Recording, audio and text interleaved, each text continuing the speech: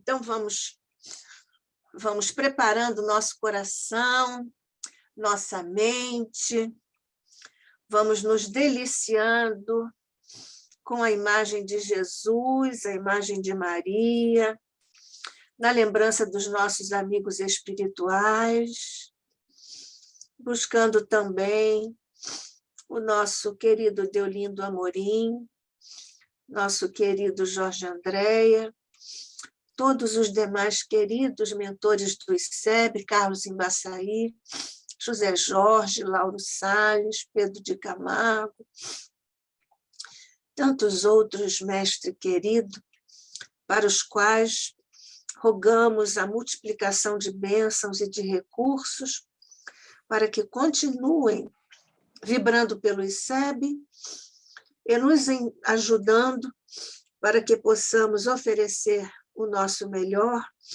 em benefício do nosso querido Instituto.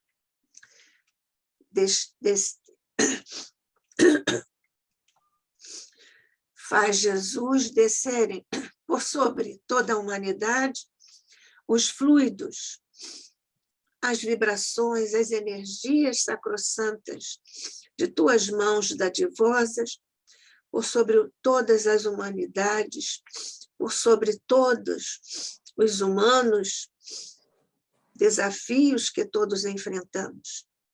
Graças te damos, Jesus, e rogamos que ainda uma vez tu faças descer por sobre o ICEB e nossa reunião as bênçãos do teu amor, da tua paz, da tua harmonia e da tua alegria, mestre, porque o teu evangelho é a tua alegria e é a nossa alegria.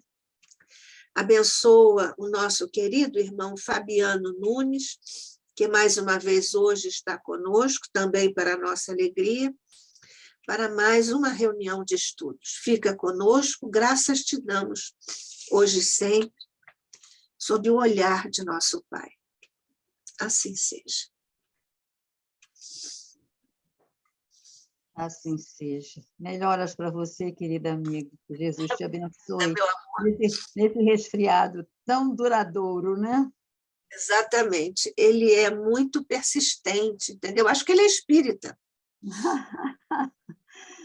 Nós também estamos aqui, mas o seu está bem demorado. O meu está. Bem, Melhor. então vamos dar... Obrigada, querida.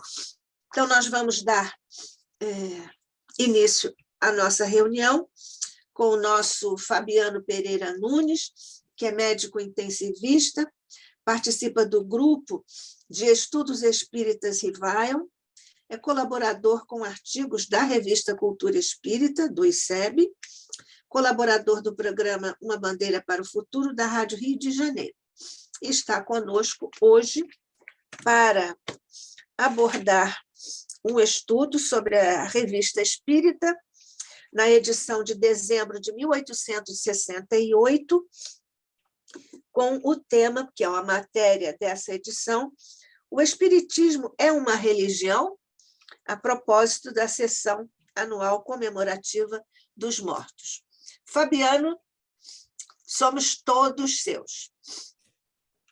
Nós vamos, então, ouvir o nosso irmão Fabiano Pereira Nunes, que vai trazer para nós hoje o estudo sobre a cura das obsessões, também na Revista Espírita, na edição de fevereiro de 1866. Fabiano, somos todos seus. Muito obrigado. Então, vamos dar continuidade ao nosso estudo. Sempre iniciando com aquela... Eu estou com um probleminha aqui da barrinha, deixa eu tentar minimizar a barra.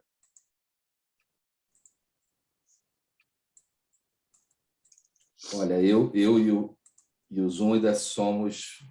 Ainda não formamos uma comunhão de pensamentos, sentimentos e propósitos. Então, eu sempre inicio... Mas isso é questão de tempo, vamos em frente. Eu sempre inicio com um pensamento de Claude Bernard, que é considerado o pioneiro da medicina baseada em evidências, que é contemporâneo de Allan Kardec, inclusive. Aquilo que julgamos já saber é o que frequentemente nos impede de aprender. Então, a Revista Espírita, Jornal de Estudos Psicológicos, ela está em perfeita consonância com esse pensamento. Muitos de nós temos a impressão de que tudo que tem na Revista Espírita nós já sabemos, porque aquilo foi o laboratório de Kardec, etc. E deixamos passar um tesouro valiosíssimo, não só porque há informações, há dissertações que só estão na Revista Espírita, e Allan Kardec não repete nas 6 obras, chamadas obras doutrinárias fundamentais. Na verdade, tudo que Allan Kardec escreveu é fundamental, são 23 obras fundamentais na língua portuguesa, mas, então, acabamos desprezando esse tesouro, e é ali que nós vamos encontrar, sim, o laboratório, porque, como vimos até no primeiro estudo, muitas informações Allan Kardec apresentava aos assinantes da Revista Espírita, que são os grupos espíritas que havia na Europa, no mundo todo, e depois recolhia as cartas com as respostas e dúvidas e opiniões, e em edições seguintes ele trazia as observações, as explicações acerca daquele determinado assunto, algumas vezes fazendo uma mudança de 180 graus no pensamento da maioria das opiniões dos grupos espíritas. Então, esse era um laboratório, uma mistura de aula, com a metodologia didática espetacular desse grande professor, e, ao mesmo tempo, a aplicação prática dos princípios morais, dos princípios filosóficos do Espiritismo. Então, nós temos nas obras, chamadas 6 obras fundamentais, porque o que é o Espiritismo é a primeira obra que deve ser lida, os conceitos, as dissertações, a fundamentação, os princípios, e na Revista Espírita, os casos práticos e a aplicação prática desses conceitos, desses princípios.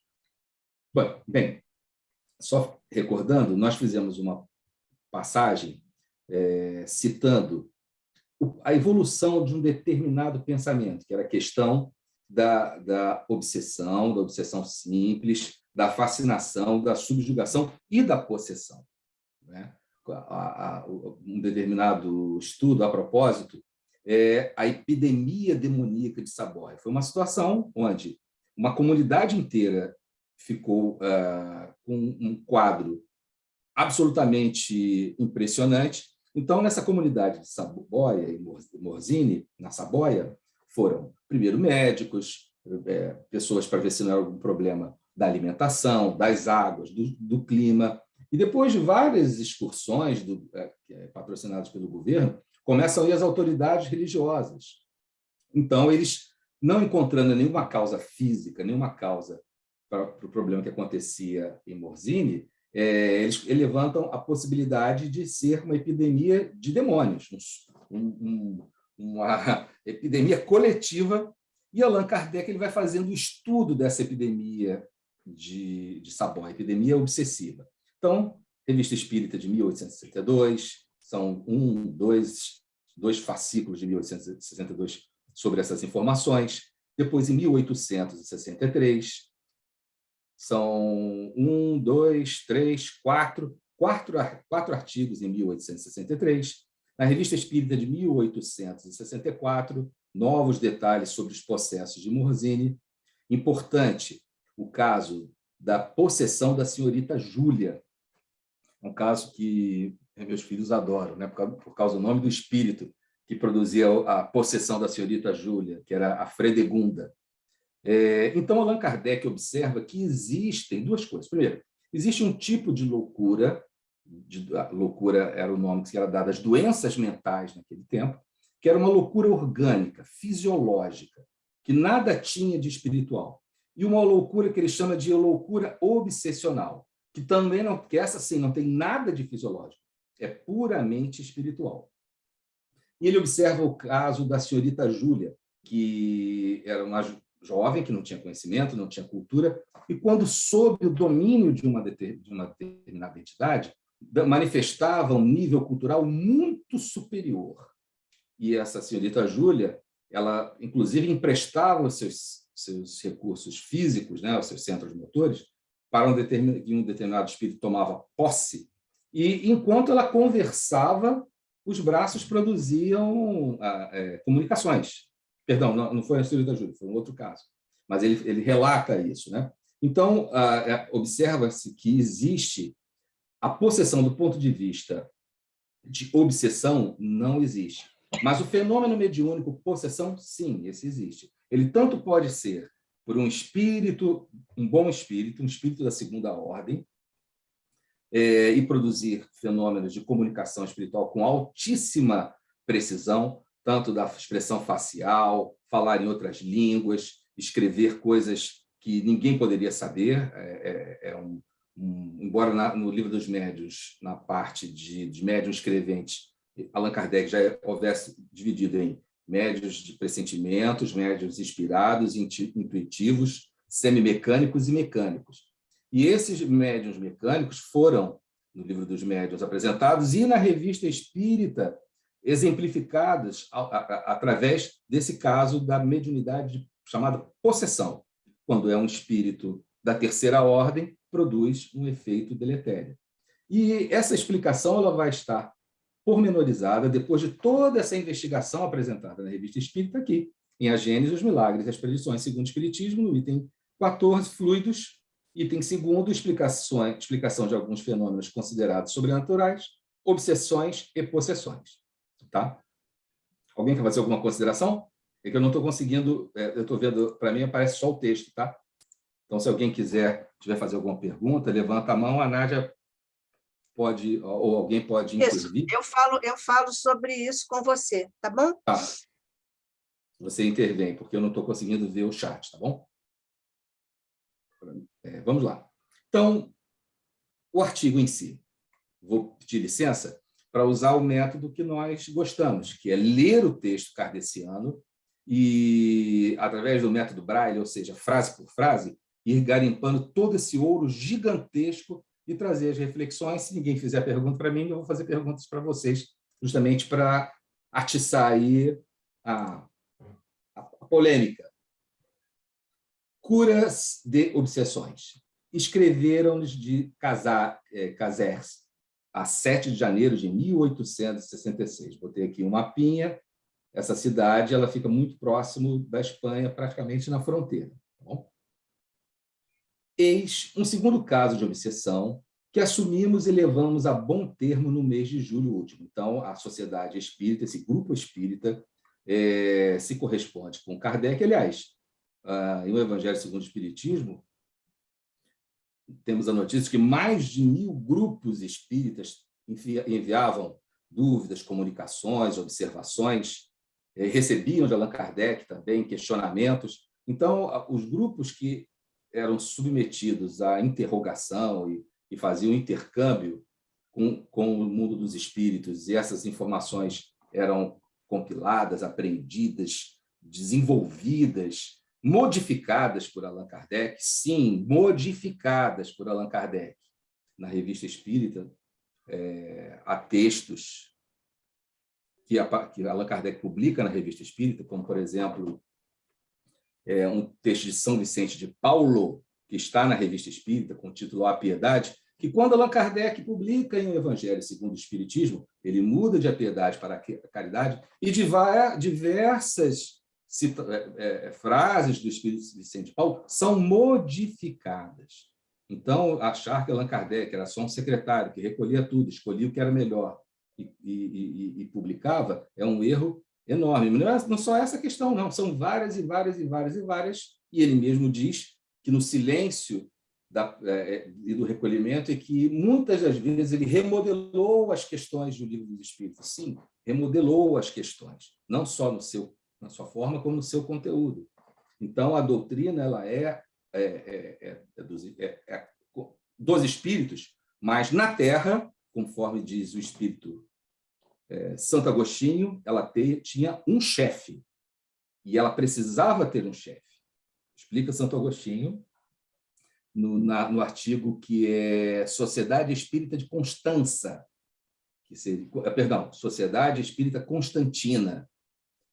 O Espírito Santo Agostinho explica que para a raiz penetrar na terra árida, na terra desértica, e a raiz é a moral cristã, é a doutrina do Cristo, ela precisa de um tronco robusto, sólido, mas só um tronco. Deste tronco, que o Espírito Santo Agostinho diz, é o chefe do Espiritismo, que vocês conhecem, ele está aqui, é Allan Kardec, partem os galhos desse tronco. Se os galhos estiverem ligados ao tronco, elas vão receber a seiva que vem das raízes e passa pelo tronco. Se esses galhos forem cortados, eles deixarão de receber a seiva. Então, as flores, os frutos e as folhas irão desaparecer, irão morrer, irão ressecar. Então, está uma mensagem está na Revista Espírita, não me lembro a data, mas o título é Sociedade Espírita Constantina, a propósito do grupo de Constantinopla que queria pedir ao Allan Kardec que conversasse com Santo Agostinho, convidando-o a ser o patrono daquela sociedade espírita na África. Eis o segundo caso de obsessão que assumimos e levamos a bom termo no mês de julho. A obsedada tinha 22 anos, gozava de saúde perfeita, apesar disso, de repente, foi acometida de um acesso de loucura. Então, veja, essa idade aqui, 22 anos, é a idade que começam a surgir as doenças mentais. Entre os 20 anos e 50 anos, as doenças mentais graves, elas se manifestam, seja ela a paranoia, a esquizofrenia, a psicose, aquelas derivações, os subtipos da esquizofrenia. A idade em que elas começam a se manifestar normalmente é em torno dos 20 anos e vai até mais ou menos os 50 anos de idade. A partir dos 50 anos de idade, uma doença psiquiátrica que se manifeste, ela sugere que não seja só uma doença psiquiátrica, pode ter um problema orgânico por trás dessa doença psiquiátrica. Por exemplo, como a gente sempre conversa, algum tipo de demência, ou algumas outras doenças neurológicas que produzem essas manifestações, né, que parecem ser uma doença psiquiátrica, mas a medicina não é 100%, não é matemática, né? São só números gerais, entre os 20 e os 50 anos. Então, tinha tudo para ser realmente uma doença mental. E é assim, a pessoa goza de boa saúde, tem uma vida absolutamente normal, mas tem um histórico familiar, isso é muito importante, né? O histórico familiar de doença psiquiátrica grave na família, e aos 20, 25, 30 anos ela se manifesta e às vezes surpreende a família. Às vezes não, sempre surpreende a família. Seus pais a tratavam com médicos, mas inutilmente, pois o mal, em vez de desaparecer, tornava-se cada vez mais intenso, a ponto de, durante as crises, ser impossível contê-la.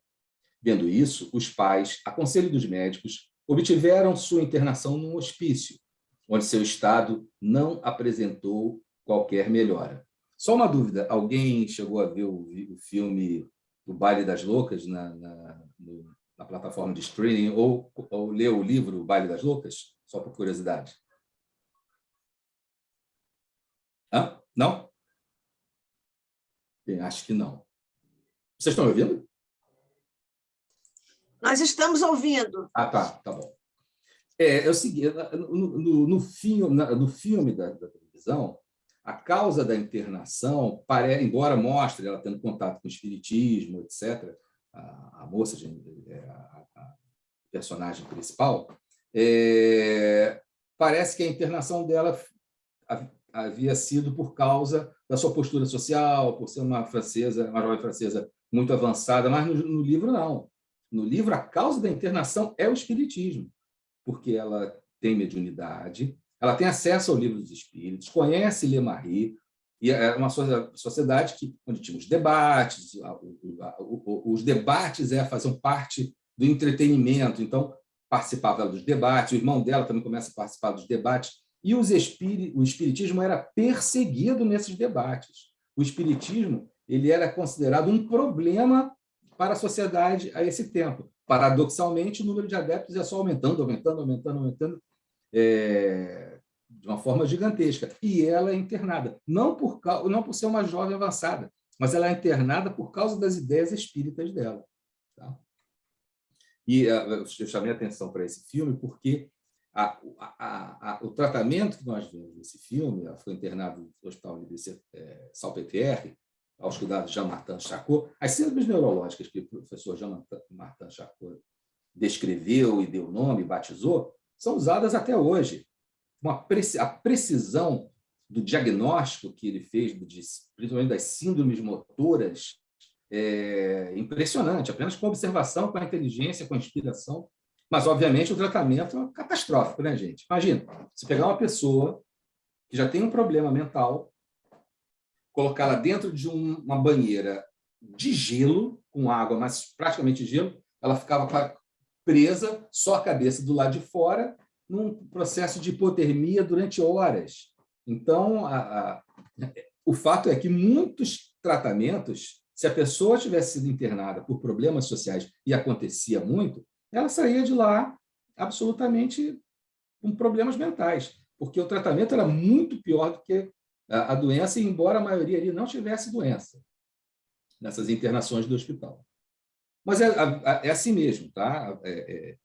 A medicina, ela teve um processo de evolução, obviamente, né? Vocês imaginam como era fazer uma cirurgia antes da era anestesia. A pessoa bebia álcool rum, até ficar completamente alcoolizada, o máximo que ela pudesse ficar, e ela era submetida à cirurgia amarrada. Quando surgiram os primeiros relatos de anestesiologia, com vapores do éter, outros vapores, os gases anestésicos, foi um avanço assim brutal para a medicina. Um avanço brutal para a medicina. Então, a história da medicina é espetacular, é fascinante. Ela é terrível, é pior que um filme de terror. Muito pior, porque são fatos da vida. Mas ela é realmente apaixonante. Prosseguindo. Nem eles, nem a doente jamais havia cogitado do espiritismo, que nem mesmo conhecia. Mas, tendo ouvido falar na cura de Jeanne R., de que vos falei, está numa outra carta, eles vieram procurar-nos e saber se poderíamos fazer alguma coisa por sua filha. Respondemos, nada poder garantir antes de conhecer a verdadeira causa do mal. Então, vejam como esse grupo, um galho preso ao tronco do chefe do espiritismo, que é Allan Kardec, conseguiu aprender o bom senso e o equilíbrio. Ele não garantiu cura. Hoje, se nós chegarmos em algumas instituições espíritas, eles vão dizer, não, você vem aqui que você vai ficar melhor do seu mal. Nós não podemos garantir cura. Primeiro, nós não podemos garantir nada, porque só Deus é quem pode, é quem sabe, é que é o juiz e é que é o onipotente. O que nós podemos garantir é assistência moral, conforto, encorajamento, consolação, a explicação para os males da vida, a explicação para os problemas, mas garantir que a pessoa vai ficar boa, que ela não vai morrer, ou que ela vai ficar curada, etc., é divergente dos princípios espíritas que nós aprendemos com Allan Kardec. E essa sociedade, esse grupo, compreendeu perfeitamente. Ele nada podia garantir, tinha que primeiro ver qual é a causa do mal. Quando a causa é espiritual, sim, através do recurso espiritual, é possível remover o efeito. Quando a causa não é espiritual, não é possível remover o efeito. Estamos no planeta de expiações e de provas. Então, infelizmente, ainda é a doença, a miséria, o conflito, as agruras, as dificuldades, os sofrimentos é que fazem o desenvolvimento da inteligência e da moralidade. Quando não for mais um planeta de expiações e de provas, não será mais assim, apenas as provas e não as expiações. Consultados em nossa primeira sessão, os guias disseram que a jovem era subjugada por um espírito muito rebelde, mas que acabaríamos trazendo ao bom caminho e que a cura consequente nos daria a prova dessa afirmação. Olha, o Livro dos Médiuns, a gente até conversou sobre isso no estudo passado, ele tem um nome comprido, mas não é por acaso, obviamente. É o Livro dos Médiuns ou Guia dos Evocadores. Então, ali está o tratado, tanto em relação à mediunidade, todas as classificações, todas as formas, todas as apresentações, todas as escolhas, como se faz para desenvolver a mediunidade, etc., etc. E a mesma coisa em relação às evocações. A evocação é uma das principais ferramentas, um dos grandes instrumentos da ciência espírita. São dois instrumentos. Se você só usa um e não usa o outro, a ciência não se faz. É como o microscópio. Você tem que ter o microscópio, mas tem que ter a lâmina, tem que ter a placa, tem que ter o foco, senão você não consegue enxergar nada. Então, são duas ferramentas. A evocação, conforme explica Allan Kardec no Livro dos Médiuns, e exemplifica como são feitas as evocações em A Revista Espírita, ela não é um processo complexo, mas porque ela tem um método simples de ser aplicado, mas a evocação em si ela é um processo demorado. Em primeiro lugar, os grupos espíritas eles aprendem a entrar em intercâmbio, em conversa, em comunicação com o seu anjo guardião. O termo espírito, anjo guardião, ou espírito guia, é esse. Não é porque ele não é um anjo, só anjo puro com A maiúsculo. É anjo guardião, que deixa de ser substantivo e adjetivo e passa a ser um nome próprio. O anjo guardião é um espírito de uma ordem superior à nossa, ou seja, nós somos de terceira ordem, é um espírito da segunda ordem. Para os espíritos superiores que encarnam, o anjo guardião deles é um espírito da primeira ordem, ou seja, o espírito puro. Por isso que Allan Kardec tinha como guia espiritual o espírito de verdade. Mas a primeira ação no treinamento do neófito, daquele que começa a treinar a mediunidade, como Allan Kardec explica, 15 minutos, a escrita, né? Algumas vezes ao dia, ela não vai interromper o seu trabalho. A pessoa em casa treina 15 minutos, faz seus afazeres, depois se concentra mais uma vez, treina mais 15 minutos para ver se tem ou não tem a mediunidade escrita. Mas a evocação também ela precisa de treinamento, porque é preciso que o evocador aprenda a evocar o anjo guardião dos médiuns, dialogar com o anjo guardião dos médiuns, dialogar com o anjo guardião do grupo, porque esses processos de evocação só de espíritos que não são os anjos guardiães, os espíritos guias do médium e do grupo, eles precisam da aprovação do grupo, do anjo guardião do trabalho. E ele é perguntado, olha, esse tal espírito que nós queremos evocar, está em condições de ser evocado? E os espíritos vão explicar. Não, ele não ainda está em condições. Vamos fazer hoje preces, etc. Allan Kardec fala que há evocações que levavam 6 horas. Fazia evocação, fazia prece, se preparava, etc., etc. E é interessante que a gente vê na Revista Espírita até a evocação de encarnados e evocação de recém-desencarnados, né? Se não me engano, o senhor Sanson, não me lembro se foi o senhor Sanson ou o doutor Demer. Um dos dois tinha pedido, olha, quando eu desencarnar, nem espera muito tempo. E aí a gente lê isso na Revista Espírita, que o corpo estava sendo velado e o espírito já foi evocado na Sociedade de Paris e trouxe aquela comunicação. Eu agora não me recordo se é o doutor Demer. É o Sanson. Sanson. É o Sanson. Era membro da Société. E ele pediu, ele inclusive, em uma carta que ele deixa para o Kardec, ele pede que o Kardec faça uma autópsia espiritual. E o Kardec vai lá e faz ele ainda, chamado de corpo presente, ele dá uma mensagem ali mesmo. É um caso muito lindo, muito interessante. É um desses tesouros esquecidos. Exatamente. Da Revista Espírita, né? São muitos tesouros esquecidos. Isso está em O Céu e o Inferno, ou A Justiça Divina segundo o Espiritismo.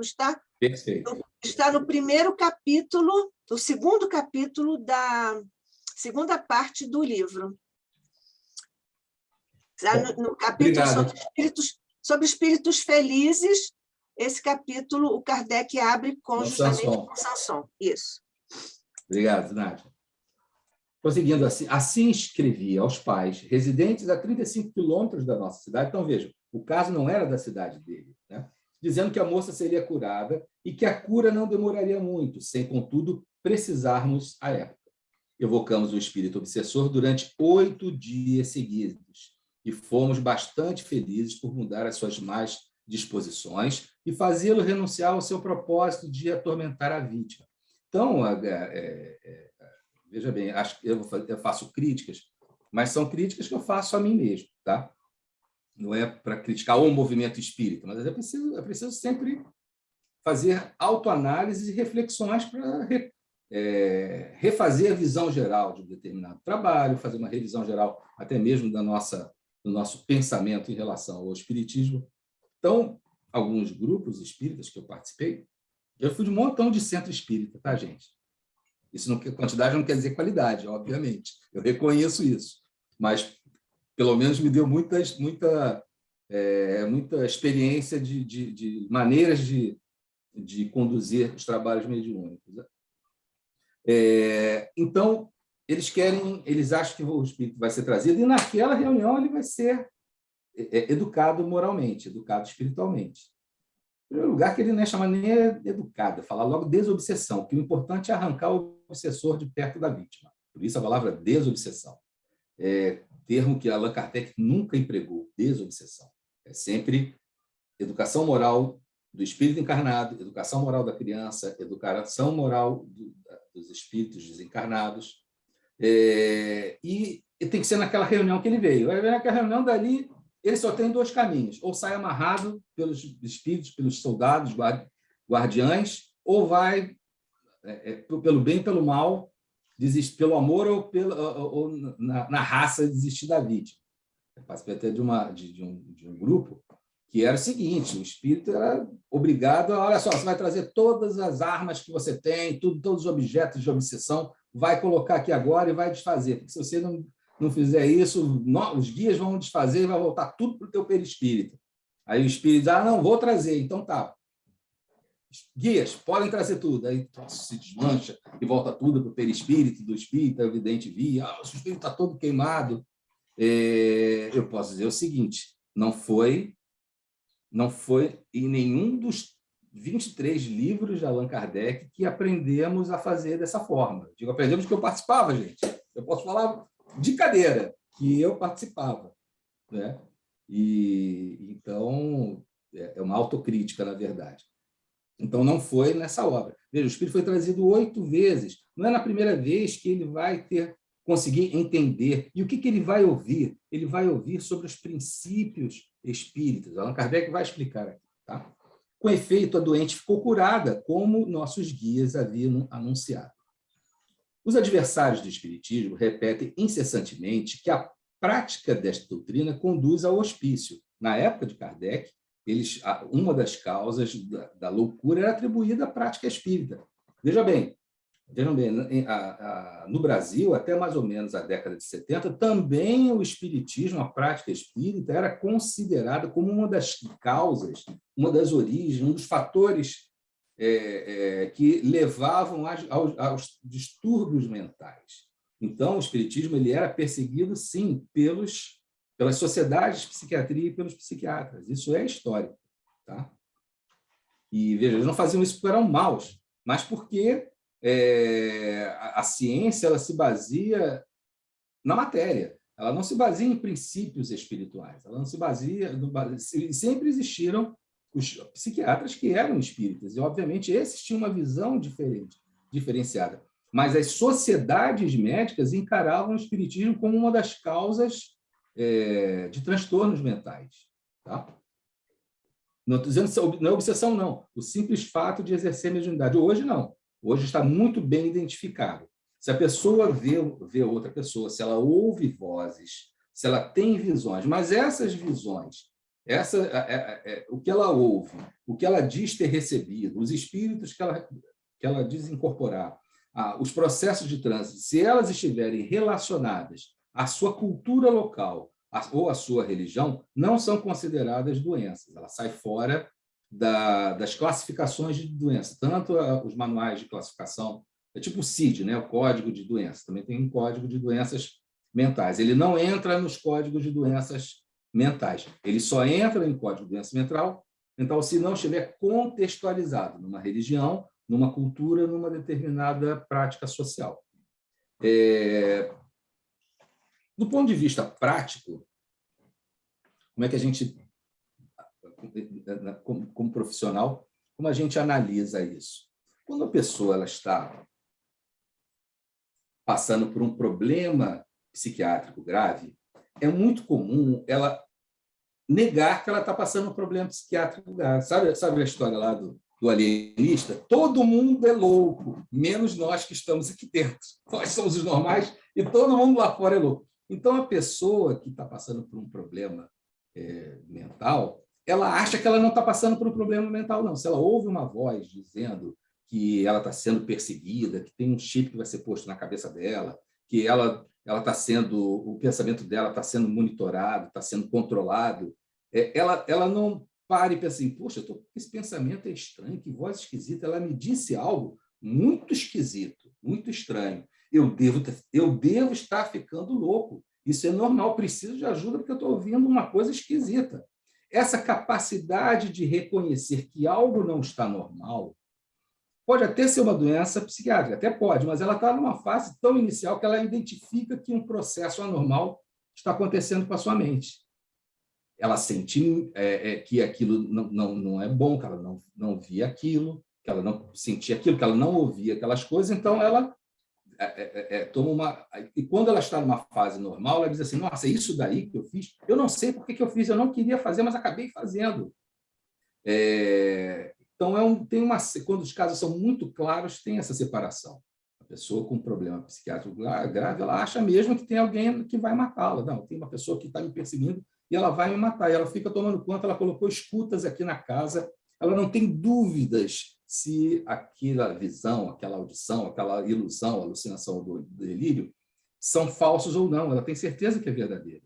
Ao passo que a pessoa que ainda está com um grau de equilíbrio, de saúde, ou que seja um processo de interferência, ela percebe, ela sente que tem alguma coisa que não está normal, que isso não é normal, que algo pode estar acontecendo, e ela fala assim, eu acho que estou precisando de ajuda.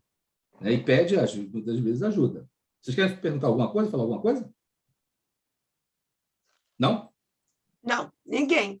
Tá bom. Na verdade, existe aqui uma perguntinha no chat. É você, Rosa? Não, eu posso fazer só uma observação? Sim, por favor. Só para lembrar que no CID, aquele Código Internacional de Doenças Médicas, existe já um CID específico que diferencia os problemas psiquiátricos da mediunidade. Tá? Existe um CID que específico para isso, para o transe mediúnico. Tá?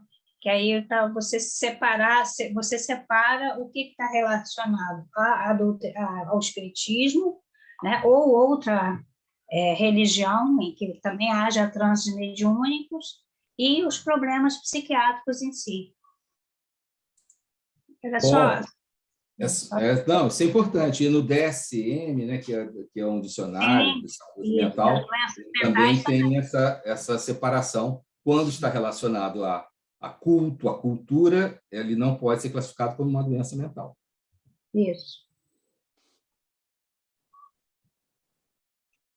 Os adversários do espiritismo repetem incessantemente que a prática desta doutrina conduz ao hospício. Ora, nós lhe podemos dizer, nesta circunstância, que o espiritismo faz sair aqueles que haviam entrado.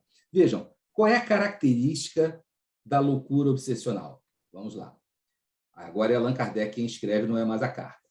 Entre mil outros, este fato é uma nova prova da existência da loucura obsessional, cuja causa é totalmente diferente da causa da loucura patológica, e ante a qual a ciência falhará enquanto se obstinarem em negar o elemento espiritual e sua influência sobre a organização fisiológica. Então, vejam, Allan Kardec ele separa a loucura obsessional. Ela tem a seguinte característica: uma vez que o processo de obsessão grave, que o perseguidor se afasta, a pessoa fica normal, ela volta ao seu estado normal. Sai, removendo-se a causa, os efeitos ainda podem ser os fluidos deletérios, os fluidos enfermiços, mas haverá recuperação. Mas a doença mental, ela desaparece. Eu até comentei com vocês um caso que a gente acompanhou, era garoto, tinha uns 17 anos, e nós fomos na casa de uma jovenzinha que estava no estado catatônico já com aquela face catatônica, não falava, não comia, não se alimentava, e aí o grupo vai lá com o professor Roberto, até que já desencarnou jovem até, com o grupo, e ele fez a prece, a gente cantou, etc, mas ela catatônica.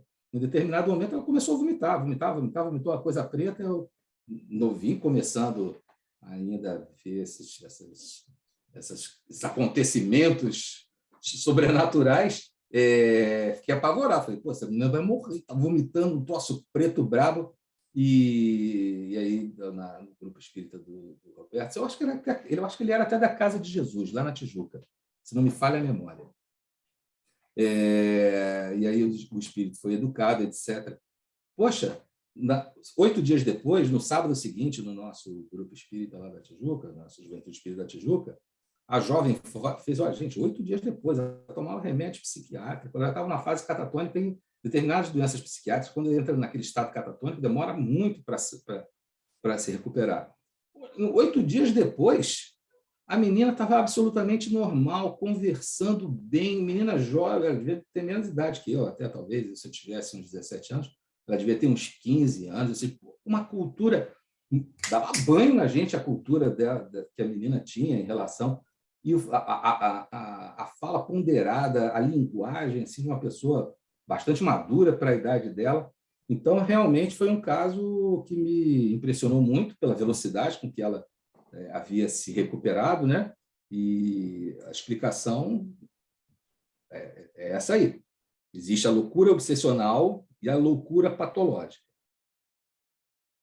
ante a qual a ciência falhará enquanto se obstinar em negar o elemento espiritual e sua influência sobre a organização fisiológica. E, por outro lado, na loucura patológica, não existiam, as doenças mentais não estavam estratificadas. Jean-Martin Charcot estava começando a fazer seus primeiros estudos. O professor Jean-Martin Charcot é um contemporâneo de Kardec. As doenças mentais estavam sendo investigadas ainda.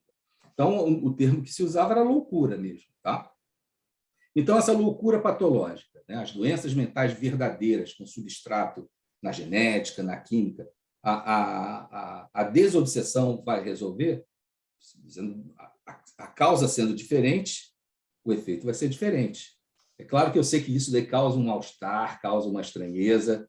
Observação, o que é o Espiritismo? Capítulo 3º, solução de alguns problemas pela doutrina espírita, o homem depois da morte. Deixa eu tentar compartilhar esse trechinho.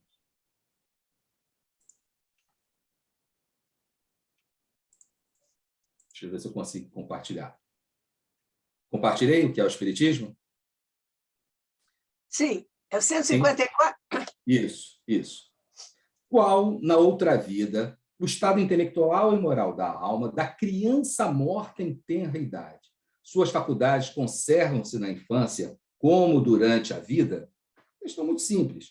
A criança falece, o que ela é depois que ela falece? Ela é uma criança? Ela é uma criancinha ainda? Explica Allan Kardec. O incompleto desenvolvimento dos órgãos da criança não dava ao espírito a liberdade de se manifestar completamente. A infância ela é um processo cerebral. Por que é um processo cerebral? Todos os animais já nascem prontos para fugir do seu predador ou para lutar, de alguma maneira. O cérebro dos animais, ele se desenvolve muito pouco depois do nascimento. Mas o nosso cérebro é muito grande. Então, a estratégia evolucionária na espécie humana foi: o cérebro nasce pequenininho, né? O cérebro, no 9º mês, ele está pequenininho, mal desenvolvido, os ossos estão todos soltos da cabeça, tudo mole, tá? Não é só a moleira que é molinha, não. Os ossos do crânio estão soltos, então o cérebro é esmagado quando ele passa pelo canal vaginal e depois tem gente que fica até com a cabeça meio picudinha no começo, depois ele volta ao normal. Com a produção do líquor, ele se ajeita ali, fica tudo redondinho. Mas o desenvolvimento do cérebro vai acontecer ao longo de anos, né? São 7 anos, não, 7 anos, mais de 7 anos, né? Ele termina mesmo na adolescência, na pré-adolescência, na adolescência. Mas o desenvolvimento cerebral é muito lento. Enquanto esse desenvolvimento cerebral vai acontecendo, o cérebro ainda está em formação, o espírito não pode se manifestar. A infância é um processo cerebral. O espírito, tem vários casos na Revista Espírita, no momento do sono, ele pode, se a influência da matéria é muito intensa sobre ele vai continuar achando que é uma criança. Mas alguns espíritos, no momento do sono, assumem a sua posição de um espírito milenar, porque a infância é um processo cerebral. Então, está aqui a explicação. Incompleto desenvolvimento dos órgãos, da criança não dava ao espírito a liberdade de se manifestar completamente. Livre desse invólucro, suas faculdades são o que eram antes da sua encarnação. O espírito, não tendo feito mais que passar alguns instantes na vida, não sofre modificações nas suas faculdades. Observação de Allan Kardec.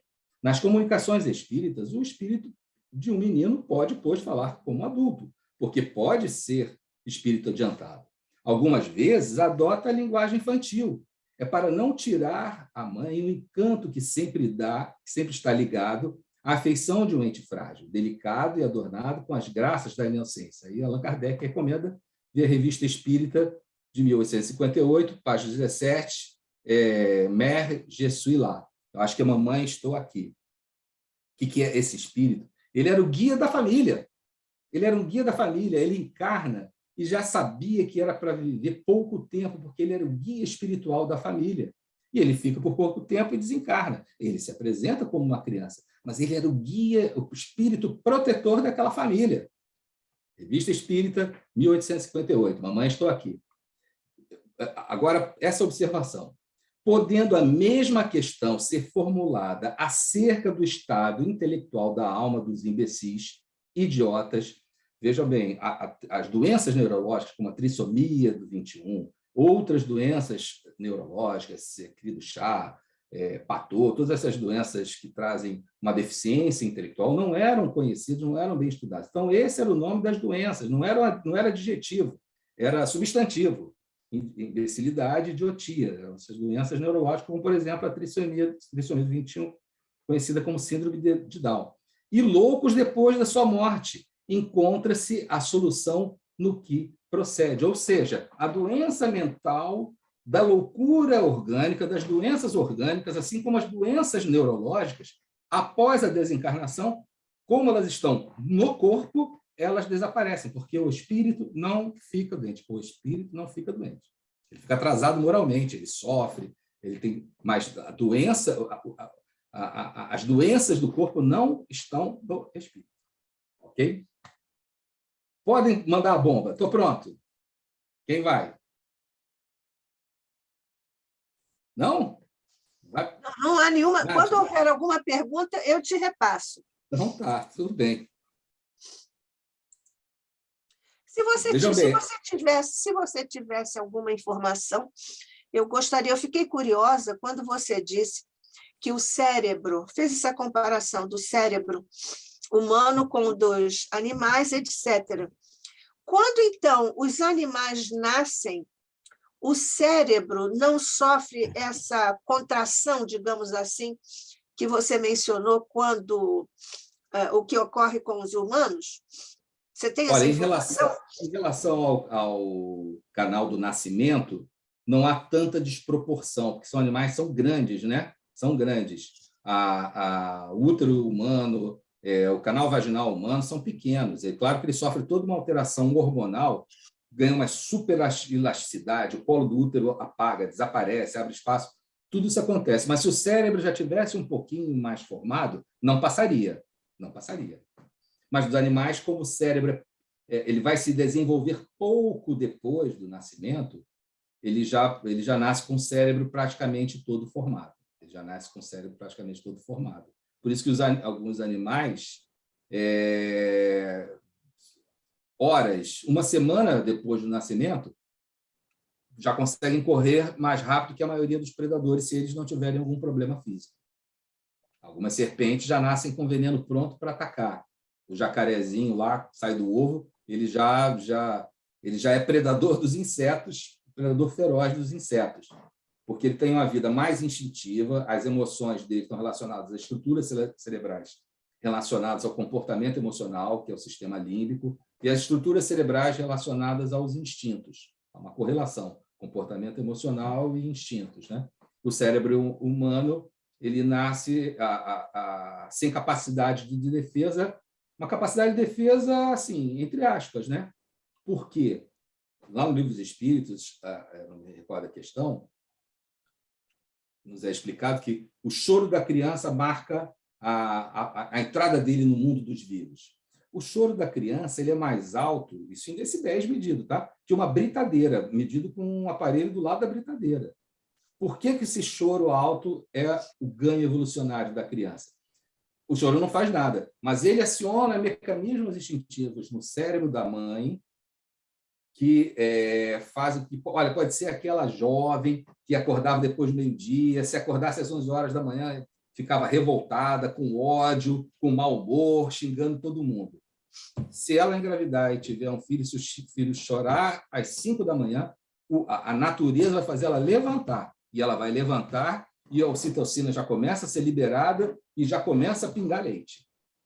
Tudo por causa da ação do choro no aparelho auditivo, nas estruturas instintivas. Ela vai até com sono, tá? Mesmo com sono, a ocitocina vai sendo liberada e o leite já vai pingando. É claro que a ocitocina tem um grande problema. O concorrente da ocitocina é justamente a adrenalina. Então, nós, as mães da vida urbana, do estresse, da ansiedade, do caos urbano, tem muita adrenalina. Então, eles competem com a ocitocina. Então, a gente vê dificuldade de amamentação, dificuldade de assim, a mulher tem pouco leite, porque a adrenalina está muito alta, compete com a ocitocina. Mas aí, quando começa o processo de amamentação, já se libera um outro hormônio que faz diminuir a ferocidade do macho. Isso em todas as espécies. Do leão. O leão fica lá mansinho enquanto os filhotinhos estão amamentando. E na espécie humana, a gente não tem essa percepção, mas também produz um efeito. Então, ficar do lado da amamentação, ele produz um efeito sedativo, antiestressante, tem um efeito positivo. Então, existe um mecanismo evolucionário também na espécie humana. A gente não foi abandonado pela evolução natural, não. Tá?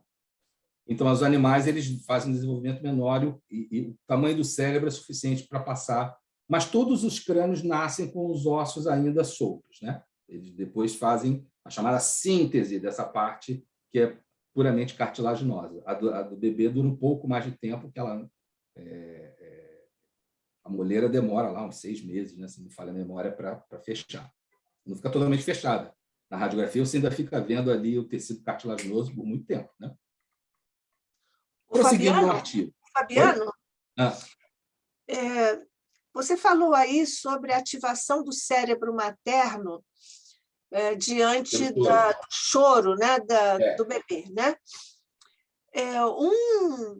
Um colega nosso da UF, neonatalista, uma vez ele me disse que a mãe está, por exemplo, no hospital, a mãe está no quarto e o bebê está lá no berçário, com muitos bebês. Podem estar muitos chorando, mas a mãe vai lá e reconhece o choro do bebê, no meio de vários choros. Fácil. Mas, veja bem, para isso, ela tem que ter sido exposta ao primeiro choro. Como é que a natureza faz? Você olha a zebra, é tudo igual, não é isso? E, realmente, aparentemente, é tudo igual. Quando nasce a zebrinha, a mãe fica horas na frente dela, para que o cérebro dela rapidamente aprenda qual é o código de barra da mãe. Então, no meio daquela zebraiada toda, cheia de risquinho preto, a zebrinha filhote olha, ela não se perde da sua verdadeira mãe. Então, quando a criança chora, ela tem um timbre diferente, ela tem uma intensidade diferente. E até a própria ocitocina que produz esse fenômeno de memória. Então, mas também mais ou menos é o seguinte, isso nem todas vão conseguir ter esse ouvido, né, musical. A maioria é acionada pelo choro de outra pessoa também. Mas esse fato existe e é relatado. A pessoa saber o seguinte, é a fulana. Quando os meus filhos nasceram, a primeira coisa que eu fiz foi olhar bem, cheirar, olhar, não sei o quê. Falei assim, pode deixar no meio de 100. Eu acho fácil. Eu acho de primeira. Pode botar todo mundo juntinho. Criança recém-nascida, quem não conhece, acha que é tudo igual, né? Todo mundo com aquela cara amarrotada, inchada, né? E feia. Mas eu fiz isso. Eu fui com um bom selvagem, olhei, cheirei, é aqui, está assim, assim. Era uma época boa em que o pai podia pegar a criança e levar a criança da sala de parto até o berçário. Agora não pode, tem que ir no carrinho, senão a criança pode cair. Quantas no mundo caíram das mãos dos pais? Acho que aconteceu uma vez. Em todo o Rio de Janeiro, acho que em todo o Brasil, só um caiu. O cara, quando se pega um bebê na sala de parto, ele segura até demais. Há mais chance o cara cair do que o bebê cair do braço. A pessoa segura assim, parece que está agarrando uma bola de futebol, não tem experiência. O pediatra vem assim, com a mãozinha só, uhul! Né? Mas, enfim, vamos prosseguir aqui. Aqui o caso é bem evidente.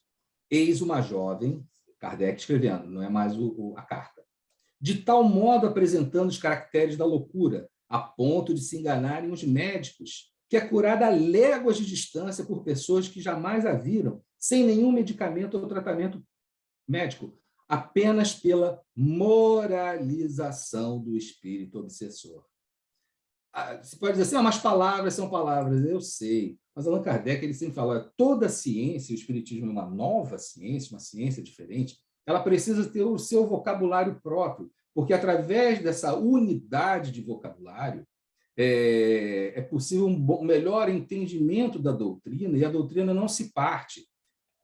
Veja bem, as palavras elas têm esse caráter polissêmico, a mesma palavra tem vários sentidos. Então, Allan Kardec trabalhou muito o sentido, o conceito, a definição, para que não houvesse confusão.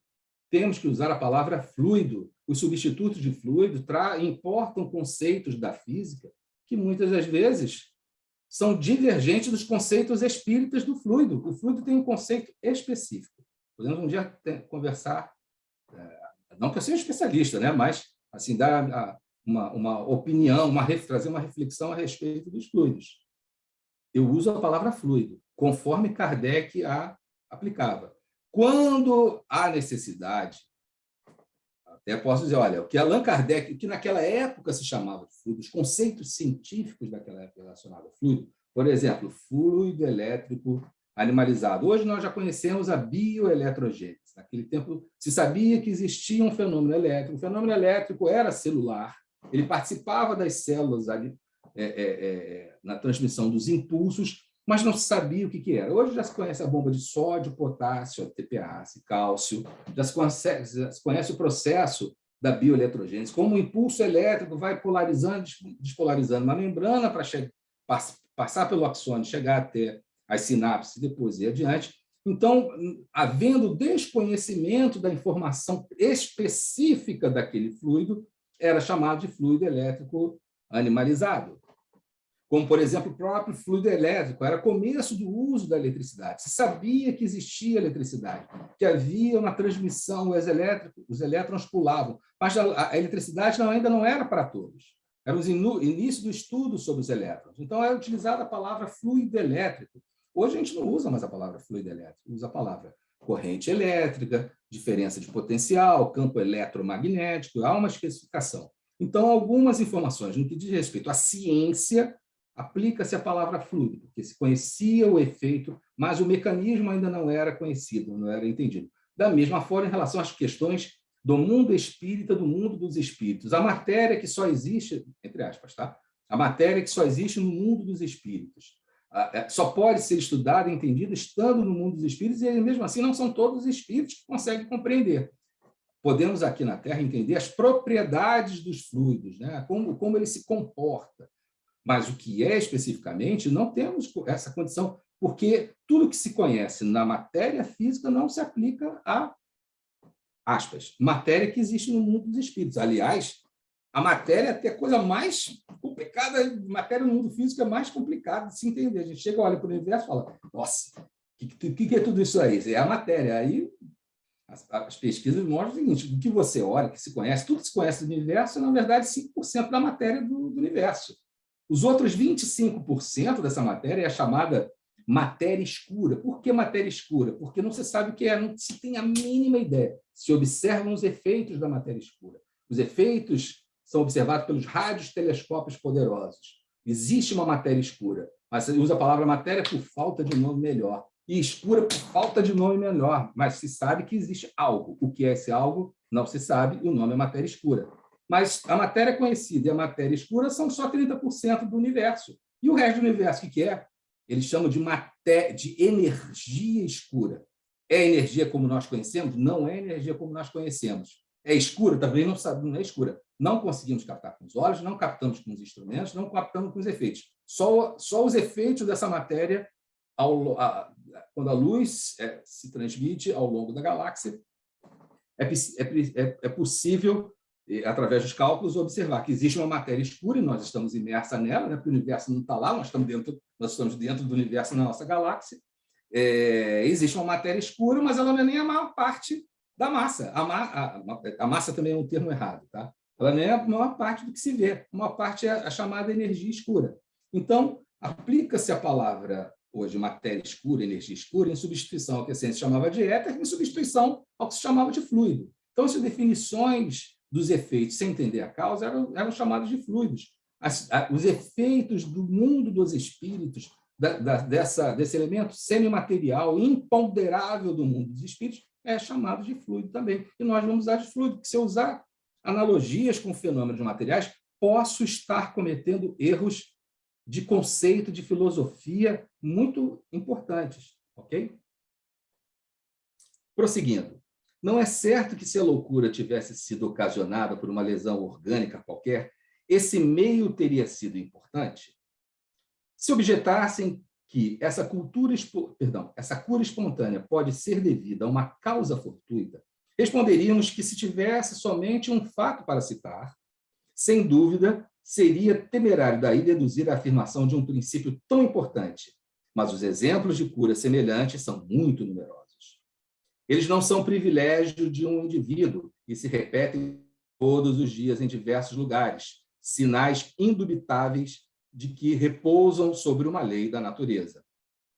Citamos várias curas do mesmo gênero, notadamente em fevereiro de 1864 e fevereiro de 1865, que contêm 2 relatos completos, eminentemente instrutivos. Eis outro fato, não menos característico, obtido do grupo de Marmande. Numa aldeia a algumas léguas desta cidade, havia um camponês atingido por uma loucura tão furiosa que perseguia as pessoas a golpe de forcado para matá-las e que, na falta de pessoas, atacava os animais no pátio. Vocês estão se lembrando do endemoniado que ficava preso e amarrado, não é?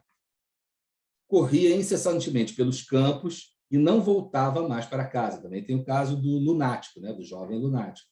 Sua presença era perigosa. Assim, foi fácil obter a autorização para interná-lo no hospício de Cadillac.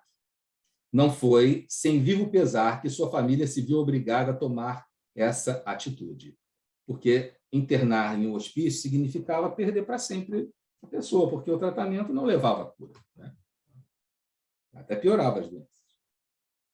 Antes de levá-lo, tendo um dos parentes ouvido falar das curas obtidas em Marmande, em casos semelhantes, foi procurar o Sr. Dombre e lhe disse: Senhor, disseram-me que curais os loucos, por isso vim vos procurar. Depois contou-lhe de que se tratava, acrescentando: Como vedes, está tanta pena separarmos-nos desse pobre Jota, que antes eu quis ver se não havia um meio de evitar essa separação. Meu bravo homem, disse o Sr. Dombre, não sei quem me dá esta reputação. É verdade que algumas vezes consegui dar razão a pobres insensatos, mas isto depende da causa da loucura. Então, vejam como os grupos que se comunicavam com Allan Kardec. Só um outro parênteses aí para fazer mais uma polêmica. Nem todo mundo gosta de polêmica, tá? Eu tenho esse vício aí, que eu adoro uma polêmica. Mas, na Revista Espírita de até 1863, Allan Kardec faz uma estatística do número de espíritas no mundo baseado nas suas correspondências. Se alguém pensar assim, mas será, como é que ele acertava? Gente, ele tinha livros de matemática escritos, livros premiados de matemática.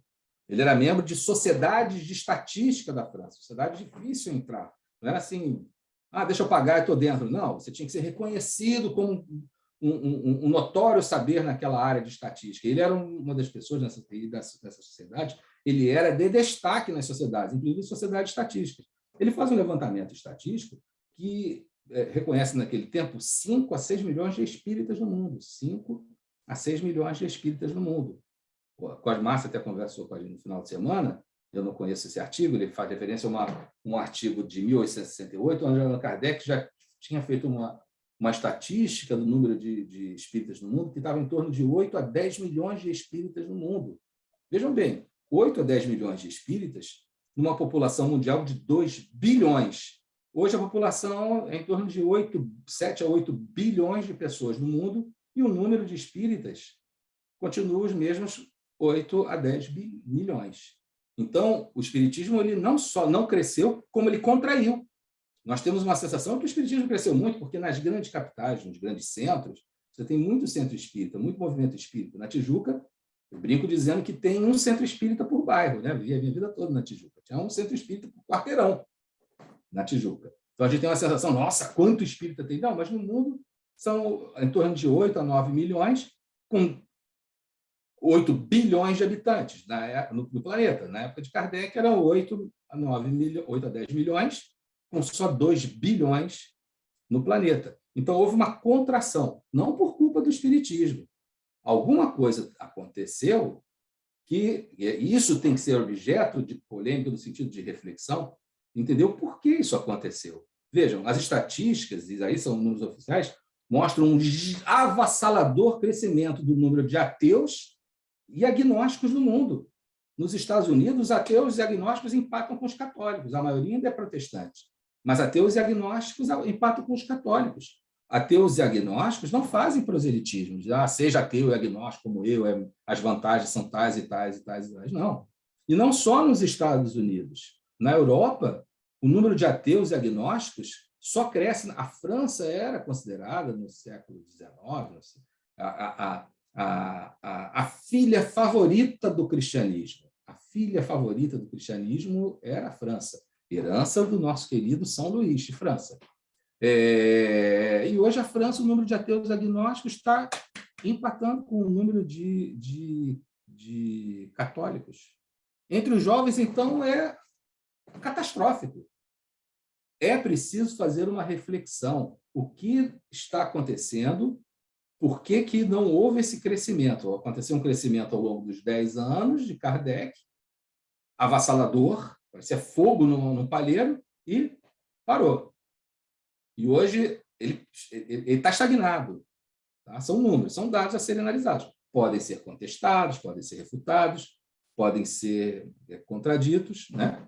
Obviamente, como toda análise científica tem uma ideia, uma tese, uma síntese, vai receber uma antítese, elas vão bater, até que vai surgir uma tese, uma nova ideia, a dialética científica, e aquela nova ideia, por sua vez, vai receber uma antítese, e assim a ciência vai prosseguindo, nunca com uma resposta, sempre com uma nova pergunta, uma nova pergunta. Né? Prosseguindo aqui. Embora não vos conheça, não obstante, verei se vos posso ser útil.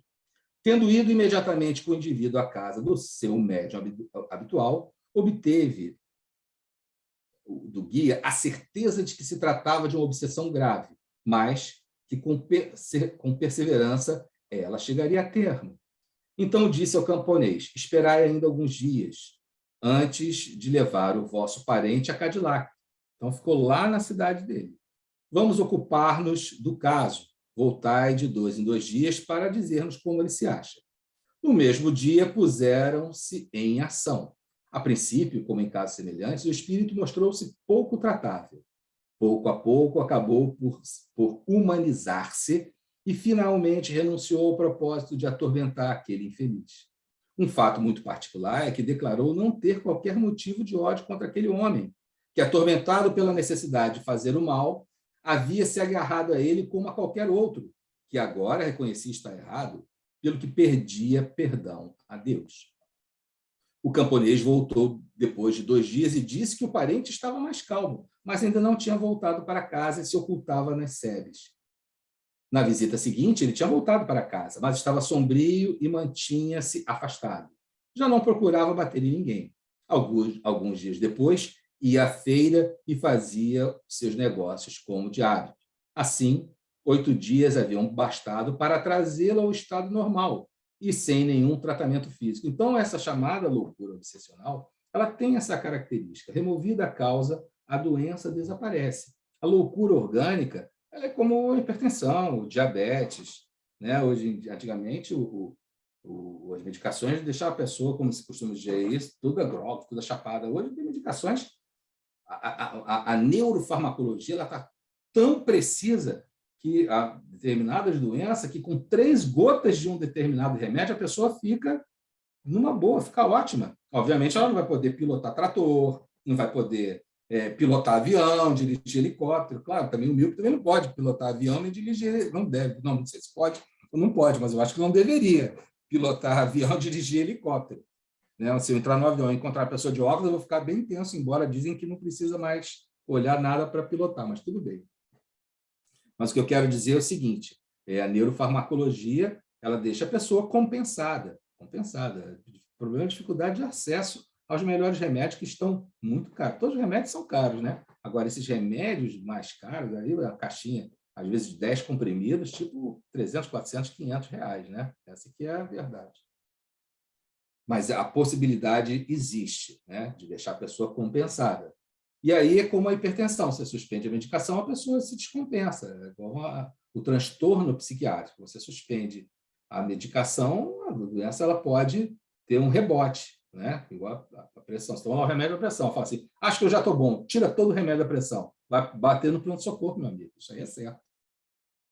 É mais que provável que, se o tivesse encerrado como os loucos, ele teria perdido a razão completamente. Os casos de obsessão são tão frequentes que não é exagero dizer que nos hospícios de alienados, mais da metade apenas tem aparência de loucura e que, por isso mesmo, a medicação vulgar não faz efeito. Aí, nesse ponto, como uma questão científica, pode ser feita a atualização do pensamento espírita, né? Do que está no livro espírita. Mesmo com o tratamento, não ia fazer efeito. Não tem como fazer efeito. Aqueles tratamentos eram absurdamente primitivos, selvagens. O Espiritismo nos mostra, na obsessão, uma das causas perturbadoras da saúde física e, ao mesmo tempo, nos dá um meio de remediá-la. É um de seus benefícios. Mas como foi reconhecida essa causa, se não pelas evocações? Assim, as evocações servem para alguma coisa. Digam o que disserem os seus detratores.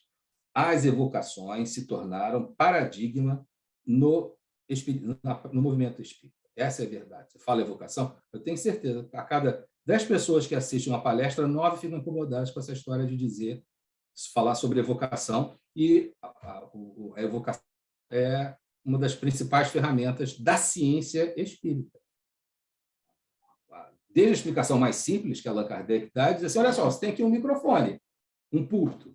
Se você não convidar uma pessoa para falar naquele microfone, qualquer um que quiser passar vai chegar no microfone e vai falar alguma bobagem lá, vai falar. Você não convidou ninguém, deixou aberto. Chega numa sessão espírita, sessão pública, bota ali um púlpito, um microfone, fica parado e fala, não tem ninguém para falar hoje não. Mas é certo de alguém da plateia subir para falar alguma coisa, de política, do que for, de futebol, alguém vai falar. Então, você tem que dizer, quem foi convidado para falar nesse microfone, estamos convidando fulano. Ele vai falar sobre tal assunto. Fulano, você aceita o convite? Falar? Não dá, não posso, estou com problema, estou com Covid, não tem como ir, então tá bom, vamos chamar o ciclano. Então, essa é a explicação mais básica sobre a evocação, tá? A evocação, ela está no livro dos médios ou guia dos evocadores e está aqui na Revista Espírita. O tempo todo, Allan Kardec está defendendo a causa da evocação. Até nisso, a Revista Espírita permanece atualizada. Até nisso, a Revista Espírita permanece atualizada. A gente não pode achar que a evocação é errada, porque Moisés proibiu a evocação. Fala sério, né, gente? Eu não sou nem judeu, ele pode proibir o que ele quiser. Eu não sou judeu, eu sou espírita.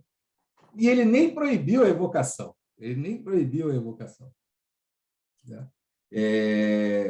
Mas isso é uma outra discussão teológica. Mas, de qualquer maneira, eu não sou judeu. Allan Kardec discute essa questão da proibição da evocação de Moisés. Tá? É evidente que os que não admitem nem a alma individual, mas aí sim, vamos cair na seguinte questão. Antes de se iniciar uma experimentação mediúnica, o que é preciso fazer? Estudar. É inadmissível a pessoa iniciar um treinamento mediúnico ao mesmo tempo em que estuda a doutrina espírita, especialmente o Livro dos Médiuns. E é um hábito que se vê. A pessoa começa uma escola de educação mediúnica, aí ela começa a estudar lá o Livro dos Espíritos, aí depois ela vai estudar o Livro dos Médiuns, aí vai, ao longo do processo das chamadas escolinhas de educação mediúnica, ela vai estudando ao mesmo tempo. Poxa, vamos lá, vamos pilotar um avião? Vamos, levanta o avião, pega aí o manual. Aula número 1, como se localizar. Não dá, né? Isso é ridículo, né? Quem vai querer pegar esse avião? Porque a pessoa está aprendendo a voar no avião ao mesmo tempo que está voando, sem a pessoa experiente. Nem o copiloto é assim. Ele aprende a voar antes de pilotar o avião. Então, a comunicação com os espíritos, o pré-requisito é, pelo menos, ter estudado o Livro dos Espíritos e o Livro dos Médiuns, pelo menos, no mínimo. Os outros livros a gente vai estudar a vida toda realmente, mas o Evangelho, o Livro dos Espíritos e o Livro dos Médiuns ter estudado mesmo, em profundidade, não é assim, palestra hoje, capítulo 1 do Livro dos Espíritos, amanhã, capítulo 2, isso não é estudar. Né? Isso aí é ter uma visão geral, en passant, né? E o pré-requisito para iniciar um trabalho de aprendizado da mediunidade. Né? Porque ela tem escolhos. Não existe palavra melhor do que os escolhos. É evidente, prosseguindo, que os que não admitem nem a alma individual, nem a sua sobrevivência, ou que admitindo-a, não se dão conta do estado do espírito após sua morte, devem olhar a intervenção dos seres invisíveis em tais circunstâncias como uma quimera. Mas o fato brutal dos males e das curas aí está. Não poderiam ser levadas à conta da imaginação as curas operadas à distância em pessoas que jamais foram vistas sem o emprego de qualquer agente material. A doença não pode ser atribuída ao espiritismo, porque ela atinge também os que nele não acreditam, bem como crianças que dele não têm qualquer ideia. Entretanto, aqui nada há de maravilhoso, mas os efeitos naturais que existiram em todos os tempos, que então não eram compreendidos e que se explicam do modo mais simples, agora que se conhecem as leis em virtude dos quais se produzem. Não se vê entre os vivos seres maus atormentando outros mais fracos, até deixá-los doentes e mesmo até matá-los, e isto sem nenhum outro motivo senão o desejo de fazer o mal? Há 2 meios de levar paz à vítima. Então, agora, a cura das obsessões. Né? Como a gente pode levar paz à vítima? Primeiro, subtraí-la à autoridade de sua brutalidade, né? Ou neles desenvolver o sentimento do bem. Então, esse espírito que vai ser evocado tem que retirar dele a brutalidade da sua autoridade e desenvolver nele os sentimentos do bem. O que é isso? Moralização, educação moral do espírito. O conhecimento que agora temos do mundo invisível nos mostra provado dos mesmos seres que viveram na Terra, uns bons, outros maus. Entenda, Allan Kardec fala sobre isso várias vezes, é muito mais difícil convencer um encarnado a se moralizar do que convencer um espírito, porque o espírito ele está olhando a sua realidade tal como ela é. Ele se vê a condição de espírito que não está feliz, e ele vê os espíritos em melhor situação. Ele consegue ser educado com mais facilidade. O problema, né, quer dizer, essa justamente a questão. A educação que é feita na Terra, embora seja mais difícil, ela é muito mais poderosa, por causa do Código da Vida Futura. Lembram do Código da Vida Futura? O céu e o inferno? O que é o Código Penal da Vida Futura? São 3 elementos do Código Penal da Vida Futura. Sentir remorso, sentir dor porque causou um mal, é o primeiro passo, e se arrepender. É o Código Penal da Vida Futura, está lá em Céu e Inferno. Você tem que sentir dor porque você fez mal a alguém. E aí se arrepende. Em segundo, a expiação. É preciso comprovar na Terra que já entendeu que o mal faz mal. E não é necessariamente sofrer na própria carne o que fez outro sofrer. Isso seria uma lei chamada de ação e reação, que é lei de Newton. A lei espírita não é lei de Newton, é causa e efeito. A lei de causa e efeito é diferente da terceira lei de Newton. É totalmente diferente. Se a pessoa deu um tiro em outra, ela não vai nascer para levar um tiro, porque senão a pessoa que vai me dar o tiro, ela é inocente perante a lei, porque ela cumpriu nada mais, nada menos do que a coisa para a qual eu nasci para acontecer. Então, filosoficamente, acontece um erro filosófico, né? Então, não é assim, não é ação e reação, é causa e efeito. Então, é arrependimento, expiação, e a terceira, reparação. Esse é o Código Penal da Vida Futura. Ou seja, o espírito, o problema que eu causei a uma pessoa vai ter que ser reparado para essa pessoa. E quem vai reparar? Eu mesmo. Esse é o Código Penal da Vida Futura. Qualquer coisa que se fale diferente do Código Penal da Vida Futura, filosoficamente, doutrinariamente, está furado. Criancinha vai lá, ela morde, sai mordendo um monte de criancinha na escola. Ela é do maternal, lá tem 2 anos de idade, 3 anos de idade. 3 aninhos de idade, já dá para entender alguma coisa. O que ela tem que fazer? Ela tem que parar com isso. Você impede que ela pare. Ela vai pegar o coleguinha e falar assim, olha só, você mordeu seu amiguinho, vamos lá na enfermaria. A criança que mordeu é ela que vai colocar gelinho no braço da outra. É ela que vai, olha aqui, agora bota esse remedinho aqui no braço da outra. Ela vai botar o remedinho. Aí ajuda, deixa eu te ajudar agora. Você vai botar o band-aid no lugar do remedinho. Viu, dodói, que você fez? Mas você já cuidou desse dodói. No dia seguinte, a criança volta. Vamos lá ver o dodóizinho que você fez? Olha só, acha, está melhor. Poxa, que bom que já está melhor, está vendo? Arrependimento, expiação e reparação. Esse é o Código da Vida Futura. Arrependimento, expiação e reparação. Então, esse espírito ele vai se arrepender através do diálogo. Ele vai ter que... Ele fez o mal, então ele vai... Como é que se paga pelo mal que fez? Cara, basta estar nascendo num planeta de expiações e provas.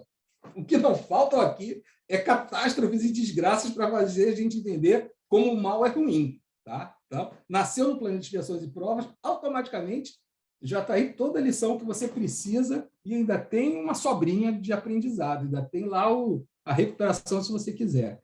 Mas tem a reparação, faz parte do Código Penal da Vida Futura. Está aí o céu e o inferno, os espíritos assim sim, e faz todo sentido quando a gente quer entender uma lei de justiça infinitamente perfeita, né? Não é só... O que falta, talvez, no nosso sistema penitenciário, nosso sistema prisional, nosso sistema, é justamente a reparação. A pessoa é presa, é punida, mas ela não repara a vítima. A vítima continua sendo reparada. Será que ela não deveria... Deixou um pai de família, uma família sem o seu pai? Será que ele não deveria trabalhar para sustentar aquela família que perdeu um ente por causa de um crime? Será que esse é um processo educativo que realmente não funcionaria, não só em termos de relações sociais, mas, enfim, até mesmo de um ponto de vista mais profundo, espiritual, moral espiritual, né? Igual a criancinha que mordeu o coleguinha. Prosseguindo, tem 4 minutos. Entre estes últimos, uns há que se comprazem ainda no mal, em consequência de sua inferioridade moral, e ainda não se despojaram de seus instintos perversos. Eles estão... Só uma observação. Quando a gente está conversando, dialogando com esses espíritos, em algum momento, né, eu nunca fiz, tá? Minha culpa, minha máxima culpa. Quando esse espírito demonstrou arrependimento, demonstrou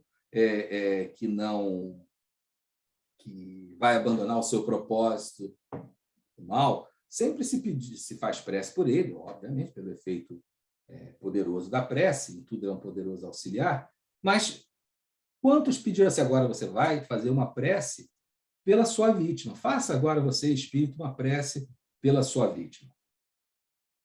Tudo bem, é a mesma coisa. Lá no Evangelho segundo o Espiritismo tem lá, prece pelos nossos inimigos. É uma coisa muito simples, porque a gente, às vezes, não consegue perdoar o nosso inimigo, não consegue se reconciliar com o nosso inimigo, não consegue ir lá pedir perdão ou dar um abraço. Mas, pelo menos, uma prece nós podemos fazer. Tá? Pelo menos uma prece dá. Se eu ainda não consigo desculpar, não consigo trabalhar com ele, não consigo olhar para ele, sim, é o nosso processo de crescimento, de aprendizado. Mas uma prece dá para fazer. E isso já é um passo. Lembra? Código Penal da Vida Futura. Remorso, arrependimento, expiação e reparação. Até no Livro dos Espíritos sobre arrependimento, né, e expiação, os Espíritos falam, é um primeiro passo, é o começo de uma caminhada. Já tem um enorme valor. Para nós pode ser um valor, os Espíritos vão ficar felicíssimos. Graças a Deus, conseguimos alguma coisa. E a gente também tem que comemorar. Então, pelo menos uma prece dá para fazer. Por isso tem lá o capítulo, prece pelos nossos adversários. Orai pelos que vos perseguem e caluniam. Já é um passo, já é faltam 3, são 3 do Código da Vida Futura, já temos 3. Então, esse espírito ele também tem que fazer uma prece. Ele ainda não tem condições de, no mundo dos espíritos, reparar o mal que ele fez, embora na Revista Espírita muitos casos são relatados de espíritos que eram perseguidores e passaram a ser instrumento dos bons espíritos em proteger um determinado encarnado, pedir para ele fazer uma prece é uma coisa tem sua lógica. Eles estão no nosso meio quando vivos, com uma única diferença, em que, em vez de terem um corpo material visível, eles têm um corpo fluídico invisível, mas não deixam de ser os mesmos homens com senso moral pouco desenvolvido, buscando sempre ocasiões de fazer o mal, escarniçando-se sobre os que lhes são presa e conseguem submeter à sua influência. Obsessores encarnados que eram, são obsessores desencarnados, tanto mais perigosos quanto agem sem ser vistos. Afastá-los pela força não é fácil, visto que não se pode apreender-lhes o corpo. Olha, eu participei de um trabalho mediúnico que era assim, o espírito tinha lá a chancezinha dele, a mesma história lá das armas dissolvidas, fala assim, então, vamos dar um choque anímico nesse espírito. Dar um choque no espírito era fazer o espírito incorporar e desincorporar de um médium, às vezes de vários médiums, às vezes fazer o espírito incorporar em vários médiums para dar um choque, ele ficar arrasado e assim conseguir ser levado para os locais onde ele vai se recuperar. Gente, aqui, afastá-los pela força não é fácil, visto que não se pode apreender-lhes o corpo.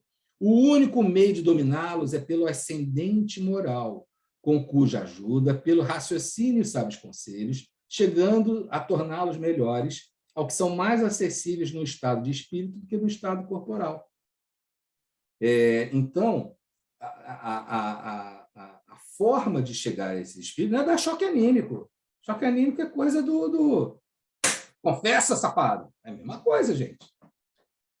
O Kardec está explicando. É a ascendência moral. Usa o raciocínio, os conselhos. Mas aonde eu vou tirar esses conselhos? Da doutrina espírita. Aquilo que você falaria lá sobre espiritismo no atendimento fraterno, você vai falar com o espírito, sobre espiritismo, falar sobre Deus, sobre a imortalidade da alma, sobre a consequência dos erros, das expiações e provas, o motivo do sofrimento, a vida futura. Ele vai ter acesso a isso, os efeitos do perdão, as consequências da vingança.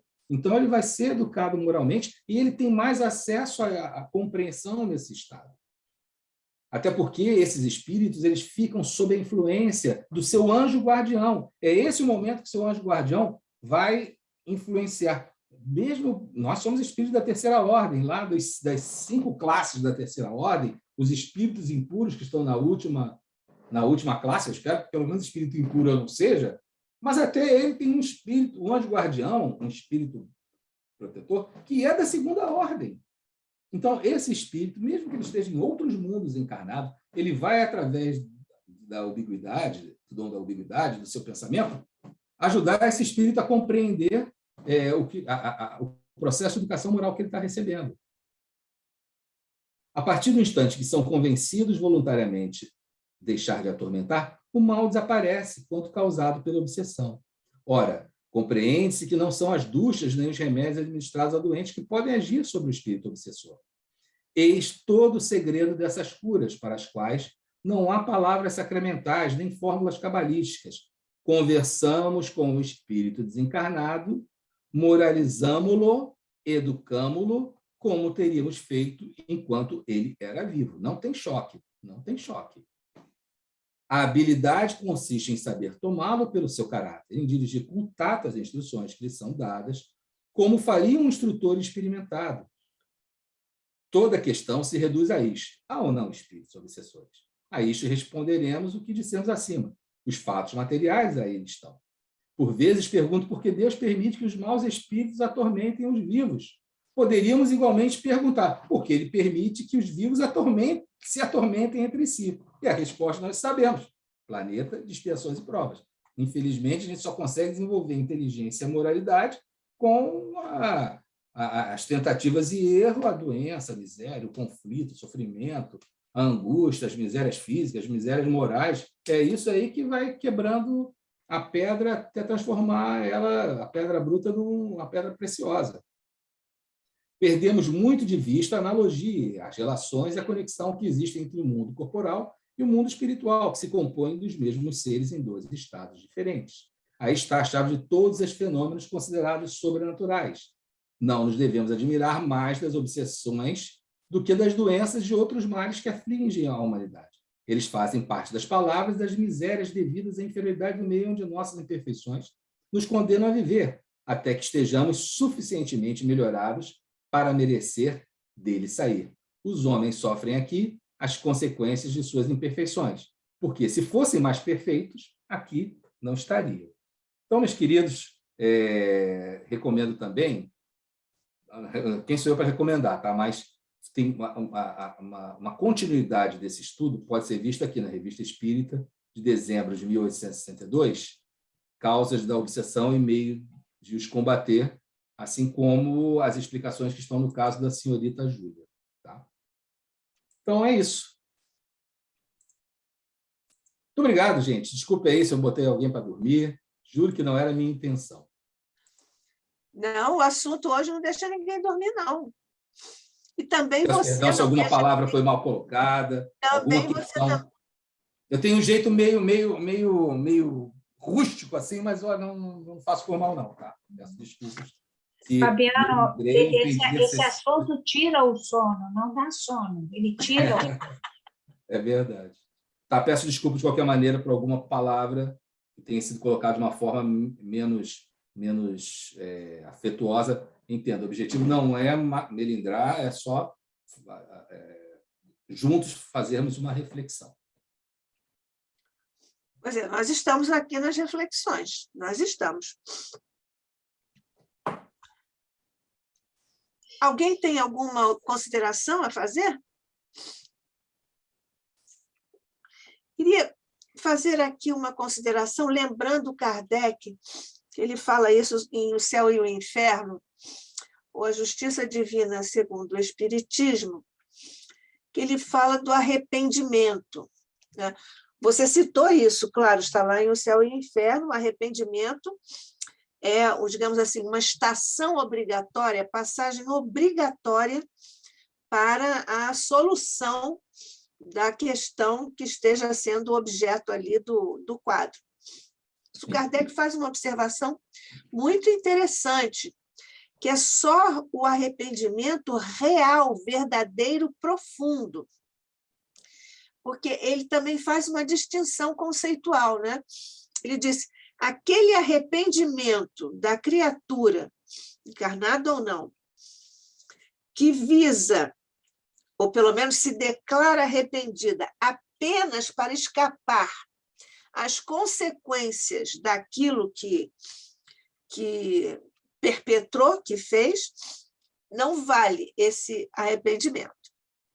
É muito interessante, porque é um conceito muito sutil que o Kardec nos apresenta, porque, do ponto de vista psicológico, efetivamente acontece. Muita gente diz, eu estou arrependido do que eu fiz, porque eu não quero enfrentar isso, não quero ter a consequência, né? E esse tema está muito ligado ao tema de hoje, né? Tanto que você tangenciou essa questão, até você falou sobre isso, e é bom a gente lembrar essas sutilezas de Kardec, que são uma riqueza inestimável para a nossa educação. Está aparecendo aqui para mim, deseja salvar as alterações. Isso é para você? Isso é para você? É para mim. Tá bom. Não salvar. Não salvar. Pronto. Eu queria tirar o compartilhamento. Agora vamos lá. O Código da Vida Futura, está lá no Céu e Inferno, Código Penal da Vida Futura, por isso que ele faz essas três elementos da reabilitação. É o arrependimento, a expiação e a reparação. O arrependimento falso, ele não leva à reparação. A pessoa não quer reparar. O desejo de reparar, obrigatoriamente, significa que ela desenvolveu um arrependimento honesto e sincero. Mas, veja, o primeiro passo é o arrependimento. Já é um passo. Tem o remorso. Remorso. Alguns conceitos da psicologia clínica não são espíritas, até porque a psicologia é uma ciência material e o espiritismo é uma ciência com consequências filosóficas e morais.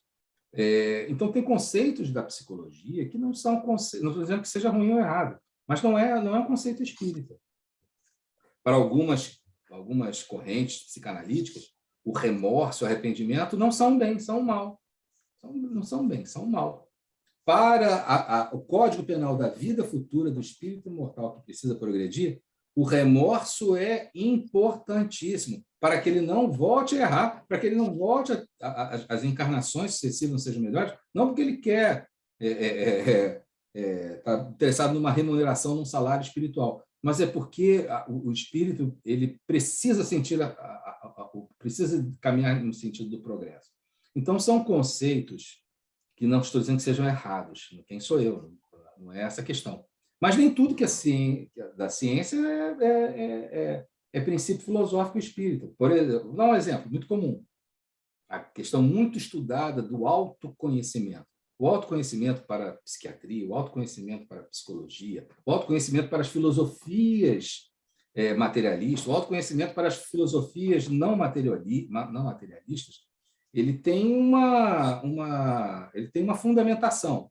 O autoconhecimento espírita, que está lá na questão 919, é todo focado na correção dos erros, das imperfeições, do aprimoramento moral, e é o meio prático, conforme Allan Kardec apresenta, de transformar as máximas, os conceitos que são muito bem conhecidos, numa prática diária. Como é que eu consigo amar ao próximo como a si mesmo? Então, está lá. Vai passar o dia, vai ver se você não magoou alguém, se você ofendeu alguém, se você não falou de uma forma errada, se você não agiu de uma forma que prejudicou alguém. Então, ele tem todo um sentido e uma direção. É o sentido e direção que corrigir os erros e fazer o acerto.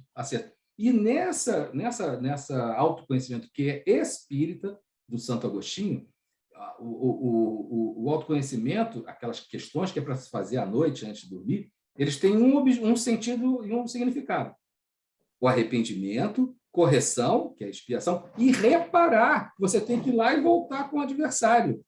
Lá no Evangelho vai estar a prece para corrigir um defeito. Você vai orar, já reconheci tal defeito. E aí Allan Kardec apresenta a reflexão sobre como nós podemos fazer para, na nossa prece, pedirmos ajuda a Deus, através do nosso anjo guardião, para corrigirmos esse defeito que a gente já repassou no momento da autoanálise ao final do dia, conforme ensina o Espírito Santo Agostinho, né? Então, a psicologia ela nos apaixona muito, mas eu vejo alguns conceitos da psicologia que não são espíritas e, às vezes, até colidem, né? Que é normal, natural, porque uma ciência que é material se baseia no funcionamento do neurônio e não de uma alma que sobrevive, não vai ter o mesmo conceito de uma filosofia que se baseia no espírito e não no neurônio. Você está se referindo à psicologia... Não, você está se referindo, desse ponto de vista, à psicologia não junguiana, né? Porque a partir do Jung nós temos um outro aprofundamento e, sobretudo, a psicologia profunda, de que a Joana nos fala muito, tem um trabalho sobre isso, né? O Evangelho segundo a psicologia profunda, e aí nós temos a realidade espiritual e a vida após a morte como uma realidade, né? E a Joana, como diz você, quem sou eu para dizer isso, mas eu considero Joana, o maior nome da psicologia transpessoal e da psicologia profunda, que é uma coisa muito importante para nós espíritas, né? Para fazermos essas pontes e irmos além, né? Pela dissidência do pensamento freudiano. Eu queria falar ainda, eu sei que nós estamos quase no final, você também já tangenciou isso, mas eu queria...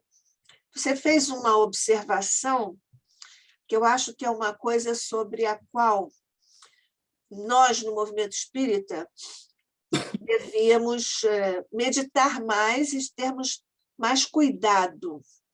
Quando você disse assim, Kardec nunca usou a palavra desobsessão. Isso é uma coisa muito importante, porque o movimento espírita, porque sai repetindo, só usa isso, né? Também, como é que é? Tem uma outra assim que é sensacional também. Desencarne.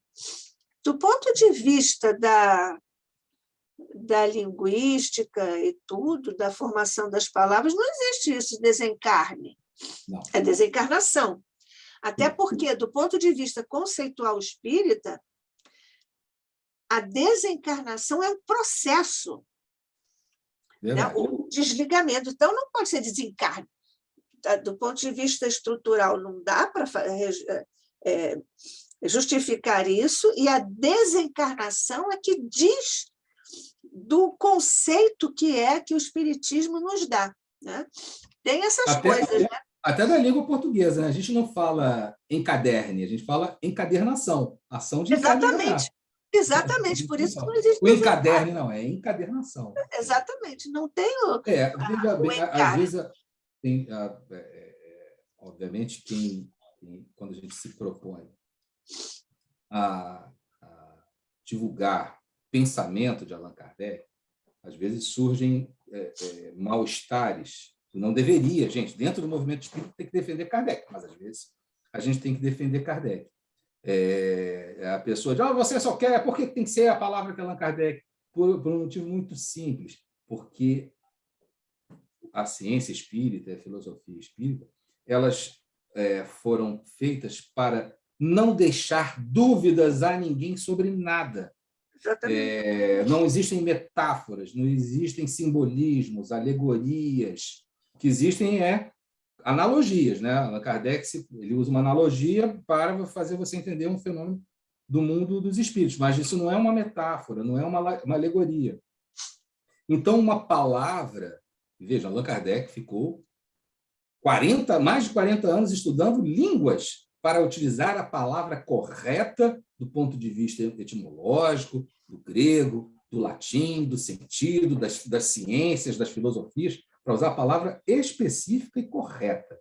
Não errar na palavra. Por quê? Das palavras corretamente escolhidas e sempre usadas naquele mesmo sentido e significado, a gente não deixa acontecer os erros que são consequência do caráter polissêmico das palavras. Uma palavra tem vários sentidos, vários significados, pode ser aplicada em diversas situações. Então, em se tratando de ciência e filosofia, tal definição significa tal coisa, ponto. Assim, um brasileiro, um russo, um chinês, um árabe, seja quem for, vai compreender aquela definição espírita exatamente da mesma maneira. Para mim, em português, eu posso até entender o que quer dizer a palavra desobsessão. Mas será que em todas as línguas a palavra vai fazer sentido? A palavra educação moral vai fazer sentido em todas as línguas. Em todas as línguas. Eu acho até que a palavra... Desculpe. Sim, pode. Eu acho até a palavra desobsessão não faz sentido para descrever ou fazer jus ou carrear a ideia e o conceito do que ocorre como fenômeno no processo de tratamento do indivíduo desencarnado. Exatamente. Então, desobsessão nem faz sentido desse ponto de vista. Como é que mesmo as pessoas chamam o que nós hoje chamamos de dialogador, não é isso? Doutrinador. Doutrinador, exatamente, obrigada. Isso não tem nenhum sentido. Isso não tem nenhum sentido, né? Doutrinador é aquele que tem uma doutrina e impõe, né? Isso não tem nada a ver. São esses cuidados conceituais, você citou muito bem aí a filosofia e a ciência. Aliás, a linguagem, do ponto de vista da linguística, a função denotativa da linguagem, segundo a área da linguística, é a própria da ciência, porque não existe nenhuma possibilidade de uma pessoa entender diferentemente da outra. Essa função denotativa da linguagem garante, por exemplo, a ciência, que descrevendo um experimento de laboratório, preserve a vida e o laboratório de uma explosão. Porque quando você faz a descrição, você não pode dizer, então eu acho que este elemento químico, se eu colocar deste jeito, não existe isso. Tem que ser tantas gotas desse elemento químico misturado àquele outro, dentro desse... enfim, dessa... Como é que chama? Tem o nome certo. Os radicais, sufixo, oso, isso, tudo tem um objetivo. Claro que tem. É claro. Diferenciar uma determinada substância, uma reação, um elemento, né? Claro que tem. Nós estudamos isso assim. O oso vira o ico, eu não me lembro mais nada disso, mas eu sei que existe. Tá? Eu sei que existe. Mas só, desculpe, assim, eu sei que já são 10h20, sobre a questão da linguagem, só minha última participação seria essa, né? Sobre a importância de usar a palavra correta. O que é um aborto? Do ponto de vista da ciência, o aborto é quando um embrião ou um feto morre, isso é o aborto. Então, o processo é o abortamento. O processo é abortamento. Quando ele sai, é o abortamento. Ele pode, inclusive, sair mesmo sem ter morrido e o processo de expulsão. Isso é o aborto. A palavra é usada, todas as formas de assassinato são usadas com a mesma expressão. Quando a gente vai numa discussão e vai nessa discussão falando assim, vamos discutir a legalidade do aborto. Nós já perdemos essa discussão. A discussão está perdida. Nós estamos usando uma palavra absolutamente errada. É porque o conceito... Não é aborto nem abortamento. Quem usa aborto... A palavra é assassinato de criança, assassinato de bebê. Esta é a palavra. Se nós entrarmos na discussão jogando no campo do adversário, é quase certo de perder, no máximo empatar. Se 10 pessoas forem entrevistadas, se nós perguntarmos assim, você é contra ou a favor do aborto? Mesmo entre religiosos, metade vai dizer assim, eu acho que a mulher tem que decidir. Faz a mesma pergunta, perguntando assim, você é a favor de assassinar uma criança dentro do útero materno? Isso vira 9-1 contra o assassinato.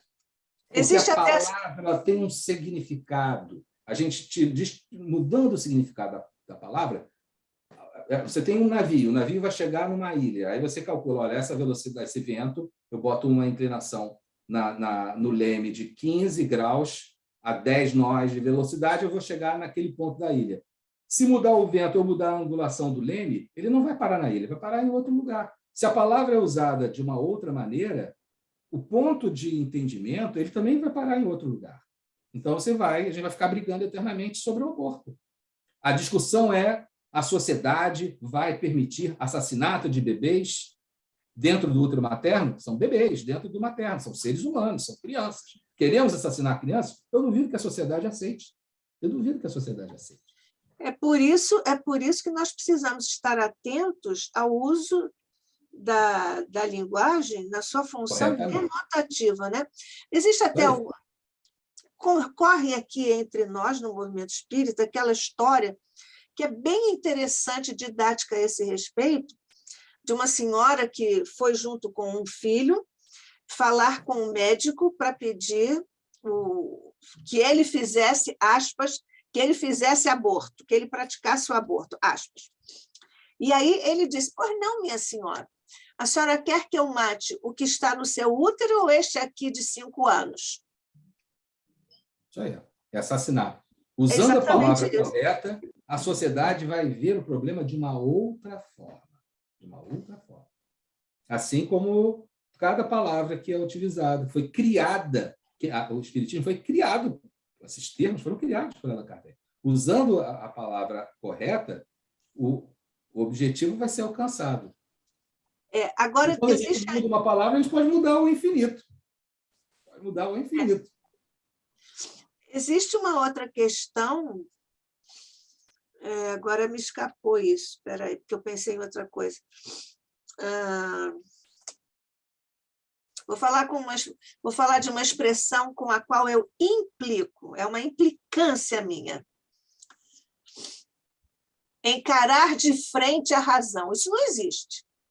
Eu estou louca aí para encontrar uma pessoa que consiga encarar de costas. Eu estou querendo muito encontrar isso. Eu quero encontrar duas coisas. Eu quero encontrar alguém que seja capaz de encarar de costas.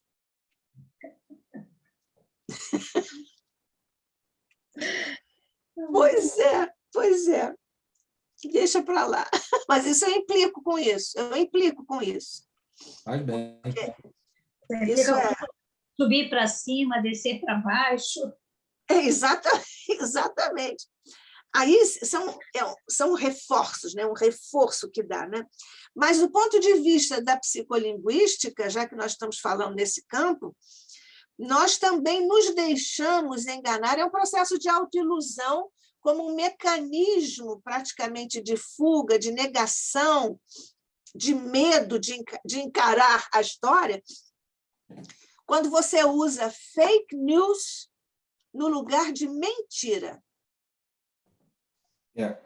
Se todo mundo estivesse usando mentira em vez de fake news, nós estaríamos em outro patamar no combate a essa desinformação. Mas aí você vai cair no seguinte problema, né? Problema jurídico. Se eu digo assim, olha, em determinada situação, vamos lá, carne de porco faz fritar as coisas na banha de porco faz mal para a saúde. Aí uma pessoa diz assim, não, fritar a comida em banha de porco não faz mal para a saúde. Isso é mentira. Não é mentira, deixa eu te provar. Vou te provar que fritar na banha de porco não faz mal à saúde. Então, eu posso combater a acusação de mentira. Quando eu uso a palavra fake news, como você não sabe, fica só o rótulo. Vai ficar só o rótulo. O rótulo vai colar e você não vai ter como se defender. Não pode. Tanto defender. Que você fez. Não, o uso da palavra fake news é para colar um rótulo e a pessoa não ter capacidade de defender a sua posição.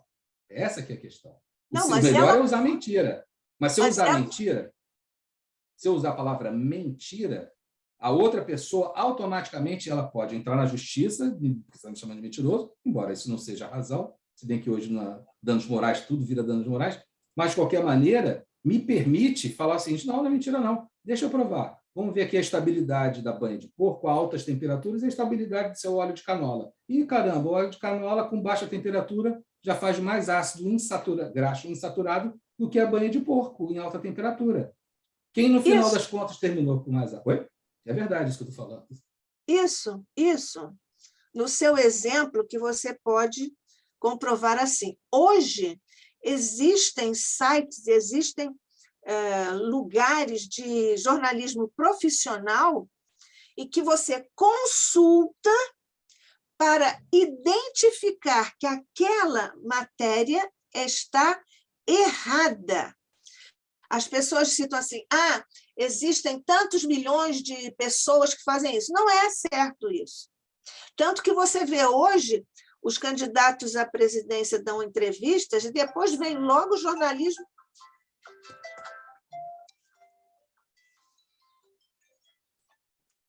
Desculpem, essa hora.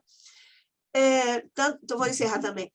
Tanto que o jornalismo profissional diz logo, fulano, nesta entrevista, não, aí diz de uma forma eufêmica, né? a sua fala não correspondeu à verdade com relação à citação que fez do ponto de vista tal e tal e tal, né? Então, essa questão. Agora, do ponto de vista da psicolinguística também, você veja, nós, principalmente nós brasileiros, nós adoramos expressões de outras línguas, né? O uso da expressão fake news é um anglicismo. Sim. Do ponto de vista, cada sistema linguístico reflete a visão de mundo que tem um povo. Então, fake news para o ouvinte da língua estrangeira, o usuário da língua inglesa, o falante de língua inglesa, quando ele ouve fake news, ele entende que é mentira. Quando nós dizemos fake news, nós não entendemos que é mentira, porque isso é uma espécie de amortecedor da consciência de quem fala. Para encerrar, é isso aí. Alguém quer fazer mais alguma observação? Não. Então, vamos agradecer pelo nosso encontro desta noite. Vamos, mais uma vez, unir nossos pensamentos, nossos corações. Se nós agora pudermos mentalizar que nós, aqui, que participamos deste estudo, nessa harmonia, pudermos ligar nossas vibrações, nossas mentes, nossos corações, uns aos outros, como se estivéssemos de mãos dadas, para que possamos, neste instante, emitir vibrações de gratidão a Jesus, a Maria, aos nossos anjos da guarda, aos nossos mentores queridos que estiveram conosco. E se nos for lícito pedir, unidos que estamos nestas vibrações, possamos, num exercício de fraternidade, enviar essas vibrações de amor aos nossos irmãos que atravessam duras provas e expiações. Mas, sobretudo, Jesus, lembrando tua inteligência crística, teu coração magnânimo, nós te agradecemos por tudo que de ti temos recebido ao longo dos tempos. E te pedimos, Jesus, que abençoes o nosso Fabiano Pereira Nunes, que foi o expositor do estudo tão importante desta noite, e por sobre todos nós, que em ambos os planos de existência buscamos nos aperfeiçoar, desdobrando os estudos, os conceitos, as lições, os ensinamentos do teu Evangelho, através da codificação de nosso querido Allan Kardec. Guarda-nos, Jesus, sob tua paz e tua luz, hoje e sempre, sob a graça de nosso Pai. Assim seja.